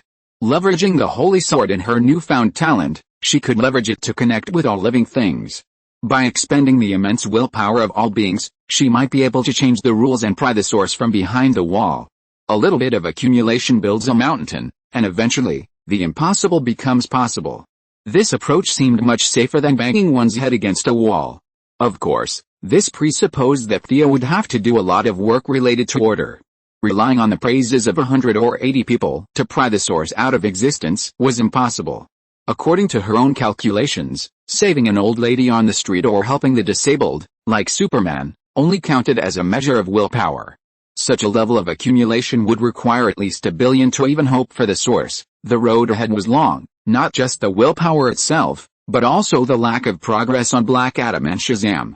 Billy Batson has already created enough clones to form a wrestling team. However, it will take several years for Shazam to be entrusted with his care. He lives in the warp, and no one else can enter unless he emerges. Billy the Brat is easy to deal with. Simply seal his mouth and have the clone with the voice that most resembles him shout Shazam, to gain power. Then, gift it to Thea. That's right, a direct gift, no ritual or sacrifice required. It's safe, quick, and hassle-free. Black Adam presents a much more complex challenge. Thea only remembers that he was imprisoned somewhere in the Middle East in the original timeline. It was the renowned archaeologist Dr. Savannah who found his imprisonment and freed him. Once the imprisonment is found, the task becomes straightforward. Black Adam's strength is considerable, but not unbearable. A trap can be set in advance. When he emerges, a group of people can attack him, then knock out the clone and draw blood. They can then proceed to a more effective solution. The key problem was the utter dreadful search. Thea not only planted spies within Dr. Savannah's expedition team, but also had agents on several major expeditions near the Middle East. Yet, despite countless hours and vast sums of money, nothing had been found. Everything seemed to tell her that the time had not yet come, and she needed to continue to endure. Returning to Metropolis, she immediately began the preliminary preparations for a good cause. Faced with a plethora of difficult and complex ailments on the market, a panacea wouldn't exist, and even if it did, she wouldn't release it immediately. Thea chose 2 conditions with a high patient population for early research and development: amyotrophic lateral sclerosis, a motor neuron disease with an average survival rate of only 2 to 5 years and no cure. She also selected spontaneous interstitial pneumonia, which carries a life expectancy of only 6 months. The only current treatment is a lung transplant, but the success rate is pitifully low. Leveraging her profound knowledge in genetics, she led her own group scientists in research for 2 weeks, and 2 new drugs entered clinical trials. Compared to Luther's burgeoning technological advancements, she was only developing 2 promising drugs, and she wasn't afraid of suspicion. However, sometimes the more you mention the enemy, the more he'll appear. Just 2 days after she left the lab, Luther showed up. Seeing him dismiss his entourage, Thea calmly asked, "What's up?" They were both in Metropolis, but adhering to the principle of not meeting each other. This was her first time seeing Luther since the Kryptonian incident. This maniac, who wanted to dethrone Superman, was a bit agitated today, a slight departure from his usual calm demeanor. "You've developed a miracle drug for ALS, right?" Thea pondered, not expecting him to mention it first. After all, they were already in clinical trials, so they knew what they needed to know. They would rely on miracle drugs to treat patients in the future, so there was nothing to hide. Thea nodded, readily admitting it. "Can I see the current clinical reports? So urgent?" Thea was baffled. She wasn't considering outright theft of trade secrets. With the scale of the 2 groups, The market for one or two miracle drugs was far too small for either. Sure, Thea pulled a thick report from her desk and handed it to him. She had no doubt he'd understand it. Luther certainly could. He'd come a long way in the world of cloning, and genetics wouldn't be a problem for him. However, Thea had access to the entire universe and the knowledge of Kryptonians, while he, relying on self-study, was bound to miss some details. He quickly skimmed through the first few pages of the medical description, only paying close attention to the healing process and results. Thea was busy with her own business, and Luther was free to read.